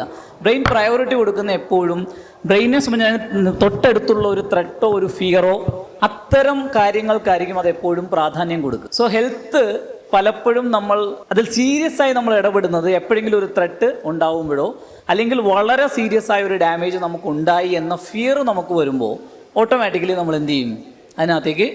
ഇപ്പോൾ എൻ്റെ എക്സാമ്പിൾ പറഞ്ഞു കഴിഞ്ഞാൽ ഞങ്ങളുടെ തന്നെ ടീം മെമ്പേഴ്സിൽ ഒരു 3 ഡേ ഞങ്ങളുടെ ഒരു വർക്ക്ഷോപ്പ്, ഒരു ട്രെയിനിങ് ഉണ്ടായിരുന്നു. ആ ട്രെയിനിങ് പ്യുവർലി ഹെൽത്ത് റിലേറ്റഡ് ആയിട്ടൊരു ട്രെയിനിങ് സെഷനാണ്. അപ്പോൾ ആ സെഷൻ ഇടയിൽ ഞങ്ങളുടെ ടീം മെമ്പേഴ്സിൻ്റെ ഓൾമോസ്റ്റ് മിക്ക ആൾക്കാരെയും ചില ബ്ലഡ് ടെസ്റ്റ് വർക്കുകൾ ഞങ്ങൾ അതിനകത്ത് ചെയ്തിരുന്നു. ജെനറ്റിക്സുമായിട്ടും കണക്റ്റഡ് ആയിട്ടുള്ള കുറച്ച് ടെസ്റ്റുകളാണ്. അപ്പോൾ അതിലൊരു ടെസ്റ്റ് റിപ്പോർട്ട് വന്നതിനകത്ത് ഞാൻ അതിനകത്ത് കമൻറ്റ് ചെയ്യാൻ ഡോക്ടറോ അങ്ങനെയൊന്നും അല്ല, എങ്കിൽ പോലും ടെസ്റ്റ് റിപ്പോർട്ടുകൾ ഡോക്ടേഴ്സ് വെച്ചിട്ട് തന്നെ അവൻ്റെ ഇത് കൊടുത്ത കൂട്ടത്തിൽ അതിനകത്ത് ഒരാളോട് അയാളുടെ റിസൾട്ടിനകത്ത് ഹോമോസിസ്റ്റീൻ എന്ന് പറയുന്ന ഒരു എലമെൻ്റ് ഉണ്ട്. അത് ഭയങ്കര ഹൈ ആണ്, നന്നായിട്ട് എലിവേറ്റഡ് ആയിട്ട് നിൽക്കുകയാണ്. അദ്ദേഹത്തിനെ പറ്റി അദ്ദേഹത്തിൻ്റെ ഫാമിലി ലൈഫൊന്നും എനിക്കറിയില്ല. പക്ഷേ ജെനറ്റിക്സും എപ്പിജെനറ്റിക്സിനെയും പറ്റി കുറച്ചൊക്കെ പഠിക്കാൻ കിട്ടിയ അവസരങ്ങളിൽ നിന്ന് അദ്ദേഹത്തിനോട് ഞാനൊരു കാര്യം പറഞ്ഞു. ആ സമയം ഇങ്ങനെ സംസാരിച്ചപ്പോൾ ഞാൻ ഇങ്ങനെ പറഞ്ഞാണ്, ഹോമോസിസ്റ്റീൻ അത്രയും എലിവേറ്റഡ് ആണ്. അപ്പോൾ അദ്ദേഹത്തിനോട് ഞാൻ ചുമ്മാ ഇങ്ങനെ പറഞ്ഞാണ്, താങ്കളുടെ ഫാമിലി ഹിസ്റ്ററിയിൽ സ്ട്രോക്ക് വന്ന് ത്രെട്ട് അല്ലെങ്കിൽ ലൈഫ് ത്രെട്ട് ഉണ്ടായ ആൾക്കാർ വളരെയധികം നമുക്ക് ആരെങ്കിലും ഉണ്ടോ എന്ന് ഞാൻ വെറുതെ ആളോട് ചോദിച്ചതാണ്. അദ്ദേഹത്തിൻ്റെ ഫാദർ 2 ആഴ്ച മുമ്പാണ് മരിക്കുന്നത്, സ്ട്രോക്കാണ്. അതിൻ്റെ ബാക്കിലേക്കുള്ള 2 കുടുംബം, അതായത് അച്ഛൻ്റെ ഫാമിലിയിലുള്ള 2 മരണങ്ങളുടെയും ടോട്ടൽ 3 മരണങ്ങളുടെയും റീസൺ സ്ട്രോക്കാണ്. ഈ ഹോമോസിസ്റ്റീൻ എലിവേറ്റഡ് ആയി നിൽക്കുന്ന, അത്രയും എലിവേറ്റഡ് ആയിട്ട് നിൽക്കുന്ന ആൾക്കാരിൽ ജെനറ്റിക്കലി അവരുടെ ജീൻ ടെസ്റ്റ് ചെയ്യുന്ന സമയത്ത് ജെനറ്റിക്കലി അവർക്കൊരു പ്രീഡിസ്പോസിഷൻ കാണാം, സ്ട്രോക്കിൻ്റെ കാണാൻ പറ്റും, വളരെ ഹൈ റിസ്ക് കാണാൻ പറ്റും. ഞാൻ ആളോട് സിമ്പിളായിട്ട് പറഞ്ഞൊരു കാര്യമാണ്, തൊട്ടടുത്ത അച്ഛൻ്റെ വരെ ജീനിൽ അത് ഓൾറെഡി വന്നു കഴിഞ്ഞു, താങ്കളെ സംബന്ധിച്ചാണ് ഹോമോസിസ്റ്റീൻ അത്രയും ഹൈയിലാണ്, ഇനിയെങ്കിലും ശ്രദ്ധിച്ചില്ലെങ്കിൽ അടുത്ത ലോട്ടറി നമുക്കാണ്. പെട്ടെന്നാണ്. അതുവരെ ലൈഫിൽ ഇതുവരെ ഹെൽത്തിൽ എത്ര വലിയ ഒരുപാട് കാര്യങ്ങൾ ആൾക്ക് നല്ല എഡ്യൂക്കേറ്റഡ് ആണ്, ഒരുപാട് വലിയ കമ്പനികളിൽ വർക്ക് ചെയ്ത് എക്സ്പീരിയൻസ്ഡ് ആയ പേഴ്സൺ ആണ് അദ്ദേഹം. അതിനുശേഷം ഏകദേശം 6 മാസത്തോളം ആരും പ്രത്യേകിച്ച് ഒന്നും പറഞ്ഞിട്ടില്ല, അതിനെ ഹോമോസിസ്റ്റീൻ ഡൗൺ ചെയ്യാൻ വേണ്ടി മാത്രം ഹെൽത്ത് ശ്രദ്ധിച്ചു തുടങ്ങിയ മനുഷ്യനാണ്. അതിനുശേഷം പുള്ളി വന്ന് പറഞ്ഞ പുള്ളിയുടെ ഒരു എക്സ്പീരിയൻസ് ഉണ്ട്. അദ്ദേഹത്തിന് ഹെയർ നന്നായിട്ട് പോയതാണ്. ഹെയർ ട്രാൻസ്പ്ലാന്റേഷൻ ചെയ്യാൻ അദ്ദേഹം പലതവണ ട്രൈ ചെയ്തപ്പോഴും ഈ ഹെൽത്ത് വൈസ് ചില റിസ്കുകൾ ഉണ്ടെങ്കിൽ അത് ചെയ്യാൻ പല തടസ്സങ്ങൾ അവർ പറയും. അപ്പോൾ ആൾക്കിപ്പോൾ അങ്ങനത്തെ കുറേ ലൈഫ് സ്റ്റൈൽ ഡിസീസസ് ഉണ്ട്. ഈ 6 മാസം കൊണ്ട് ഈ ഒറ്റ പാരാമീറ്ററിൽ ശ്രദ്ധിച്ചതിൻ്റെ ഭാഗമായി ഇതെല്ലാം ബാലൻസ്ഡായി. ആള് ഹെയർ ട്രാൻസ്പ്ലാന്റേഷൻ ചെയ്തു, ആളുടെ ലൈഫ് വേറൊരു ലെവലിലേക്ക് പോയി. ആൾ പറഞ്ഞാണ്, എത്രയോ കൊല്ലങ്ങളായി ഹെൽത്തിനെ പറ്റി ആൾക്കാർ പറയുന്നുണ്ടെങ്കിലും ഒരു ത്രെട്ട്, ലൈഫ് ത്രെട്ടനിങ് ആയ ഒരു സാധനം വന്ന സമയത്ത് നമ്മൾ എക്സിക്യൂഷനിലേക്ക് പോയി എന്നുള്ളതാണ്. ഇത് നാച്ചുറലി നമ്മളുടെ എല്ലാം ബ്രെയിനിൻ്റെ ഒരു പ്രത്യേകതയാണ്. അതാണ് പലപ്പോഴും നമ്മൾ ഇതിൽ ഉപേക്ഷ കാണിക്കുന്നതിൻ്റെ ഒരു റീസൺ എന്നുള്ളതാണ്. അപ്പോൾ അതുവരെ വെയിറ്റ് ചെയ്യുന്നതിനേക്കാൾ നല്ലത് കുറച്ച് ടെസ്റ്റുകളുണ്ട്, ചുമ്മാ ചെയ്ത് നോക്കാം. നോർമൽ ബ്ലഡ് ടെസ്റ്റ് അല്ല, ചില ട്രിഗർ ചെയ്യുന്ന ചില ടെസ്റ്റുകളുണ്ട്. വൺസ് അത് ചെയ്യുമ്പോൾ തന്നെ നമ്മുടെ ലൈഫ് ത്രെട്ട് ഉണ്ടെന്ന് നമുക്ക് തോന്നിയാൽ, ഇപ്പോൾ ആക്ച്വലി ഇന്ത്യക്ക് പുറത്തുള്ള കൺട്രീസിലൊക്കെ ജനറ്റിക് ടെസ്റ്റ് നിർബന്ധമാക്കുകയും ഇപ്പോൾ എനിക്ക് തോന്നുന്നു ഇപ്പോൾ ഇന്ത്യയിലാക്കിയെന്ന് തോന്നുന്നു. ഇപ്പോൾ ഞങ്ങൾ ഇങ്ങോട്ട് വരുന്ന വഴിക്ക് രാജഗിരിയുടെ ഒരു പരസ്യമുണ്ട്, ജനറ്റിക് മെഡിസിൻ പുതിയ അവരുടെ ഡിവിഷൻ അവർ തുടങ്ങിയിട്ടുണ്ട്. അത് കമ്പൽസറി ആണ് പല കൺട്രീസിലും. കാരണം ആ ജനറ്റിക് ടെസ്റ്റ് ചെയ്യുന്ന സമയം നമ്മൾക്ക് വരാൻ സാധ്യതയുള്ള ജനറ്റിക്കലി ഉള്ള പ്രീഡിസ്പോസിഷൻസ് എന്തൊക്കെയാണെന്ന് അറിയാൻ സാധിക്കും. അതിനർത്ഥം അതെല്ലാം വരുമെന്നുള്ളതല്ല, അത് അറിയുമ്പോൾ നമുക്കൊരു ലൈഫ് ത്രെട്ട് ഉണ്ടെന്ന് മനസ്സിലാവുകയും അതനുസരിച്ച് ചിലപ്പോൾ നമ്മൾ എന്ത് ചെയ്യും, നമ്മൾ അതിലേക്ക് ശ്രദ്ധിക്കാനുള്ളൊരു സാധ്യതയുണ്ട്. ജസ്റ്റ് ആ ഏരിയ എല്ലാവരുടെയും ഒരു കോമൺ ഏരിയ. ഇപ്പോൾ ഞാൻ പോലും ഹെൽത്ത് ശ്രദ്ധിച്ചു തുടങ്ങിയതിൻ്റെ ഒരു റീസൺ ഇങ്ങനെയൊരു ത്രെട്ട് ഉണ്ടെന്ന് മനസ്സിലാക്കിയതിന് ശേഷമാണ് അതിലേക്ക് കൂടുതൽ ഫോക്കസ് ചെയ്തത്. ഇത് ഹെൽപ്ഫുൾ ആവാൻ സാധ്യത ഉള്ളതുകൊണ്ടാണ് ഞാൻ ആ ടോപ്പിക്കിൽ കയറി സംസാരിച്ചത്. ഇപ്പോൾ ബോഡി മാസ് ഇൻഡെക്സ് വെച്ചിട്ട് നമ്മുടെ ഹൈറ്റ് ഇൻ സെൻറ്റിമീറ്റേഴ്സ് -100 ± 5. ഇപ്പോൾ നമുക്ക് 165 സെൻറ്റിമീറ്റർ ആണ് ഹൈറ്റ് എങ്കിൽ ഏകദേശം ഒരു 65-ൻ്റെ ഒരു 60-ൻ്റെയും 70-ൻ്റെയും ഇടയ്ക്കാണ് നമ്മുടെ വെയിറ്റ് നിൽക്കേണ്ടത്. ഏകദേശം കുറച്ചൊന്നും അങ്ങോട്ടും ഇങ്ങോട്ടും പോയിക്കള, അങ്ങനെയോടൊന്ന് ശ്രദ്ധിച്ചാൽ മതി. മാം ഇപ്പോൾ പറഞ്ഞല്ലേ, നമ്മൾ എന്തുകൊണ്ട് കുട്ടികളുടെ ആ ലെവലിലേക്ക് ഉയരാൻ പറ്റുന്നില്ല എന്ന് പറഞ്ഞു. കുട്ടികളുടെ നല്ല ഏത് റിലേഷൻഷിപ്പിലും ഓപ്പോസിറ്റ് ഇരിക്കുന്ന ആളുടെ ലെവലിലേക്ക് നമുക്ക് ഉയർന്ന് ചിന്തിക്കാൻ കഴിയണില്ല എന്ന് പറയുന്നു. അപ്പം നമുക്ക് നമ്മളെ ചിന്തകളും നമ്മളുടെ കാഴ്ചപ്പാടും നമ്മളുടെ വീക്ഷണവും എല്ലാം രൂപപ്പെടുന്നത് നമുക്ക് കിട്ടുന്ന ഇൻപുട്ടിൽ നിന്നാണ്. അതിൽ നിന്നാണ് നമ്മളുടെ ആ ഒരു ഔട്ട്പുട്ട് രൂപപ്പെടുന്നത്. അപ്പം നമ്മൾ ജീവിച്ചു വരുന്ന നമ്മളെ വിദ്യാഭ്യാസം, നമ്മളുടെ ഫാമിലി ബാക്ക്ഗ്രൗണ്ട്, അങ്ങനെയുള്ള എല്ലാ നമ്മുടെ സൊസൈറ്റിയിൽ നിന്ന് നമ്മുടെ കമ്മ്യൂണിറ്റി, അതിൽ നിന്നൊക്കെ കിട്ടുന്ന ഒരു ഇൻപുട്ട് എടുത്തിട്ടാണ് നമ്മളുടെ ഒരു ചിന്ത രൂപപ്പെടുന്നത്. അപ്പം നമ്മൾ അത് ചേഞ്ച് ആവാത്തോളം എന്തുകൊണ്ടാണ് നമ്മൾ ഉയരാത്തതെന്നുള്ളതിൻ്റെ ആൻസർ അത് തന്നെയാണ്. നമുക്ക് കിട്ടിയ ഇൻപുട്ട് അതാണ്, അതുകൊണ്ടാണ് നമുക്ക് ഔട്ട്പുട്ട് അത് വരുന്നത്. അപ്പം അങ്ങനെ ഒരു ചോദ്യത്തിൽ എന്താണ് പ്രസക്തി? അതേ സ്ഥാനത്ത് നമ്മളത് തിരിച്ചറിഞ്ഞിട്ട് നമ്മൾ കൂടുതൽ വേറെ എന്തെങ്കിലും ആഡ് ചെയ്തിട്ട് വേണ്ട അത് ചേഞ്ച് ചെയ്തെടുക്കാൻ. അതിനെ പറ്റിയൊന്ന് ഒരു ചോദ്യം കൂടെ ഉണ്ട്. ഇത് കുട്ടികളെ കുറിച്ചിട്ടുള്ള കാര്യം അതിനുള്ള ഏത് ജനറലി റിലേഷൻഷിപ്പിലുള്ള കാര്യം. ഓക്കെ, അത് ഇങ്ങനെയുള്ള സിറ്റുവേഷനിൽ ഇപ്പം ഞാൻ ജനറലി പറഞ്ഞത് നമ്മളുടെ കണ്ടീഷൻഡ് ആയിട്ടുള്ള ചില കാര്യങ്ങളെ കുറിച്ച് പറഞ്ഞു. പക്ഷേ കണ്ടീഷൻഡ് ആയ സ്വഭാവങ്ങൾ ഉള്ളത് അത് മാത്രമല്ല നമ്മുടെ 100% സ്വഭാവം എന്ന് പറയുന്നത്. ഇപ്പം നമ്മൾക്ക് പിന്നെ എന്തിനാണ് വിദ്യാഭ്യാസം തരുന്നത്? നമ്മളെന്തിനാണ് ആളുകളോട് ഇടപഴകുന്നത്? നമ്മളെന്തിനാണ് പല രീതിയിലും വായിക്കുന്നത്? നമ്മൾ മറ്റ് പല രീതിയിലും അറിവുകൾ സമ്പാദിക്കുന്നുണ്ട്. ഇപ്പോൾ ഒരു അനീതി, എവിടെയെങ്കിലും ഒരു ഇൻജസ്റ്റിസ് കണ്ടാൽ നമ്മൾ അതിനെ അഗെയിൻസ്റ്റ് സംസാരിച്ചില്ലെങ്കിൽ നമുക്ക് അറിവ്, നീതി അതിനെക്കുറിച്ച് അറിവുണ്ടെന്ന് പറയുന്നതിൽ അർത്ഥമില്ല. ഉണ്ടോ? അതൊരു ലോയേഴ്സിനോ ജഡ്ജിമാർക്കോ മാത്രം ബാധകമായ കാര്യമല്ല, ഒരു നോർമൽ സിറ്റിസനും ബാധകമായ കാര്യമാണ്. ഇപ്പോൾ ഇവിടെ ഒരു അനീതി, ആരെങ്കിലും ഒരാളെടുത്തിട്ട് അടിക്കുന്നത് നോക്കുന്നത്, നമ്മൾ പോയി ഇടപെടും. അത് നമ്മൾ സിറ്റുവേഷനിൽ നമുക്ക് ഉണ്ടായി വരുന്ന ഒരു സ്വഭാവമാണ്. അതേപോലെ തന്നെയാണ് എന്തൊക്കെ കണ്ടീഷൻഡായാലും. അതുകൊണ്ടാണ് ഒരു ഘട്ടം കഴിയുമ്പോൾ ഇപ്പം ഡിവോഴ്സിൻ്റെ കേസ് ഇപ്പോൾ ഇവിടെ ഒരാൾ ചോദിച്ചു. ഡിവോഴ്സ് ഇപ്പം ഇപ്പോഴത്തെ ജനറേഷനിലും മാത്രമല്ല, മുമ്പത്തെ ജനറേഷനിലും ഇപ്പോൾ ഡിവോഴ്സ് നടക്കുന്നുണ്ട്. എന്തുകൊണ്ടാണ്? കാരണം ഒരു ഘട്ടം കഴിഞ്ഞപ്പോൾ, ഇപ്പം ഞാനിപ്പോൾ ഒരു റിലീജിയസ് പെർസ്പെക്റ്റീവിൽ പറയുകയാണെങ്കിൽ, ഇപ്പോൾ ഇസ്ലാം മതത്തിലൊക്കെ സ്ത്രീകൾക്ക് അങ്ങോട്ട് ഡിവോഴ്സ് ചെയ്യാൻ പറ്റുന്ന മതമാണ്. ഒരു ഘട്ടം കഴിഞ്ഞാൽ ഫസ്ക് ചെയ്യാം, ഹസ്ബൻഡ് നോക്കുന്നില്ല, അങ്ങനെയുള്ള ഒരു കാലഘട്ടം വരെ നോക്കുന്നില്ലെങ്കിൽ അങ്ങോട്ട് പോലും ഡിവോഴ്സ് ചെയ്യാൻ പറ്റുന്ന അനുവദിച്ച മതമാണ്. എന്നാൽ പോലും നമ്മൾ ചെയ്യുന്നില്ല. എന്തുകൊണ്ട് ചെയ്യുന്നില്ല? സോഷ്യൽ സെറ്റപ്പാണല്ലോ. അപ്പോൾ ഇപ്പം അങ്ങനെയല്ല, ഇപ്പോൾ കുറച്ച് ധൈര്യം ഉണ്ടായി തുടങ്ങി, കാരണം അവിടെ ഇവിടെയൊക്കെ ചെയ്ത് തുടങ്ങി. അപ്പോൾ ഇങ്ങനെ നമ്മൾക്ക് പല പല രീതിയിൽ നമുക്ക് നമ്മുടെ സ്വഭാവത്തെ മാറ്റാനുള്ള സാഹചര്യങ്ങൾ കിട്ടുന്നുണ്ട്. ഇപ്പം നാച്ചുറലി എന്തുകൊണ്ട് നമുക്ക് നമ്മുടെ ഓൾറെഡി ഇങ്ങനെ ഒരു ക്യാരക്ടർ ഫോമായ പിന്നെ നമ്മൾ ചെയ്യാത്തതിനെ കുറിച്ച് പറയണം എന്ന് പറയുന്നത്, നമ്മൾ ചെറുതായിട്ടൊന്ന് മറ്റേ ആളുടെ ഷൂല് ഒന്ന് ചിന്തിച്ചാൽ മതി. ഇപ്പോൾ ഒരു കുട്ടിയെ നമ്മൾ വഴക്ക് പറഞ്ഞിട്ട് ആ കുട്ടി സങ്കടപ്പെടുമ്പോൾ, അല്ലെങ്കിൽ നമ്മുടെ ഭാര്യയോട് നമ്മൾ ഷൗട്ട് ചെയ്യുമ്പോൾ, അല്ലെങ്കിൽ ഭർത്താവിനെ നമ്മൾ ഭയങ്കര മോശമായ രീതിയിൽ ഡീൽ ചെയ്യുമ്പോൾ, പാരൻസിനോട് ഡീൽ ചെയ്യുമ്പോൾ, നമ്മൾ ചെറുതായിട്ട് ആ അവസരത്തിൽ എന്തുകൊണ്ടായിരിക്കും അവരങ്ങനെ റിയാക്ട് ചെയ്തത് നമ്മളൊന്ന് അവരെ ഷൂവിൽ നിന്ന് കാണണം. നമ്മൾ അവരെ പെർസ്പെക്റ്റീവിൽ നിന്ന് ചിന്തിക്കുക എന്ന് പറയും. ഇപ്പോൾ ഒരു ക്രിട്ടിക്കൽ തിങ്കിങ് എന്ന് പറഞ്ഞൊരു ടേമുണ്ട്. അത് കുട്ടികൾക്ക് ക്ലാസ് എടുക്കുമ്പോൾ സോഷ്യൽ സ്കിൽസിലൊക്കെ പറയുന്നതാണ് ക്രിട്ടിക്കൽ തിങ്കിങ്.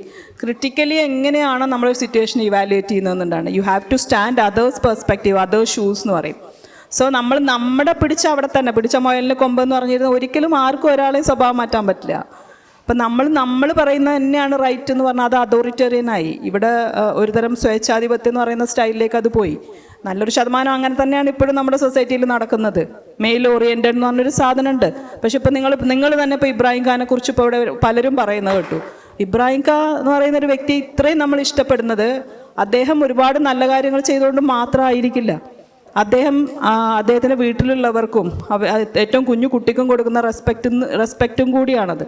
അപ്പോൾ ഈ റെസ്പെക്റ്റിന് വലിയ പ്രസക്തി ഉണ്ട്. നമുക്കൊരാളോട് റെസ്പെക്റ്റ് ഉണ്ടെങ്കിൽ നാച്ചുറലി നമ്മളെ ചേഞ്ച് ചെയ്യാൻ നമുക്ക് വലിയ ബുദ്ധിമുട്ടുണ്ടാവില്ല.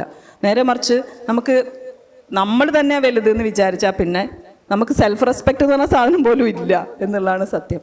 അപ്പം മാറ്റാൻ പറ്റാത്തൊന്നുമില്ല. നമ്മൾക്ക് ട്രൈ ചെയ്താൽ സിറ്റുവേഷനിൽ മാറ്റാവുന്ന സ്വഭാവങ്ങളേ ഉള്ളൂ. നമ്മളതിലേക്ക് കണ്ണ് തുറക്കണം എന്ന് മാത്രം. എന്തായാലും ഈ ഒരു സെഷൻ ശരീരം, മനസ്സ്, മോട്ടിവേഷൻ, റിലേഷൻഷിപ്പ്, ഒരിക്കലും അവസാനിക്കാത്ത ചോദ്യങ്ങളും ഉത്തരങ്ങളുമാണ്. നിത്യ പറഞ്ഞൊരു വാക്കുണ്ട്, വീഴുന്നത് ഒരു തെറ്റല്ല, പക്ഷെ എഴുന്നേറ്റ് നടക്കാതിരിക്കുന്നതാണ് തെറ്റ്. വീഴുക എന്ന് പറയുന്നത് നാച്ചുറലാണ്, എണീറ്റ് നടക്കുക എന്ന് പറയുന്നത് കൾച്ചറലാണ്. നമ്മൾ വീണുകൊണ്ടേയിരിക്കുമ്പോൾ വീണ്ടും എണീറ്റ് നടക്കാനുള്ള ഒരു പ്രചോദനമാണ് ഇങ്ങനെയുള്ള ചില വെളിപ്പെടുത്തലുകളൊക്കെ. അത് നമ്മളെ സഹായിക്കട്ടെ.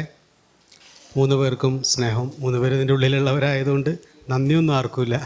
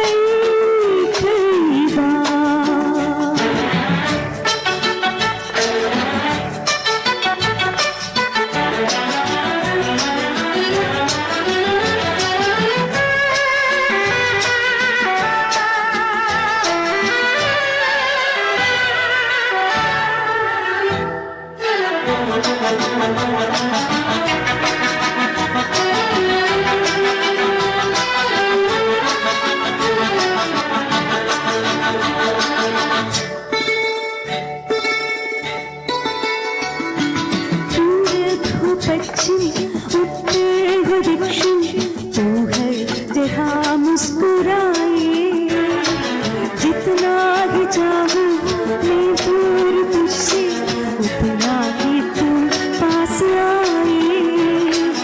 आंधी ने रोका, पानी ने ठोका, दुनिया ने हंस पर पुकारा।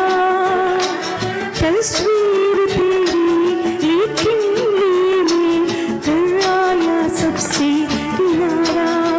हाँ बादल बिजली चंदन पानी जैसा अपना प्यार लेना होगा जन्म हमें कई बार। हाँ इतना मधुर तेरा मेरा प्यार लेना होगा जन्म हमें कई बार, कई बार, कई बार। വാഴണം നിത്യം വാഴണം വാഴണം സുഖം ആഴമേറും നിൻമഹസ ആഴിയിൽ ഞങ്ങളാകവേ ആഴണം വാഴണം നിത്യം വാഴണം വാഴണം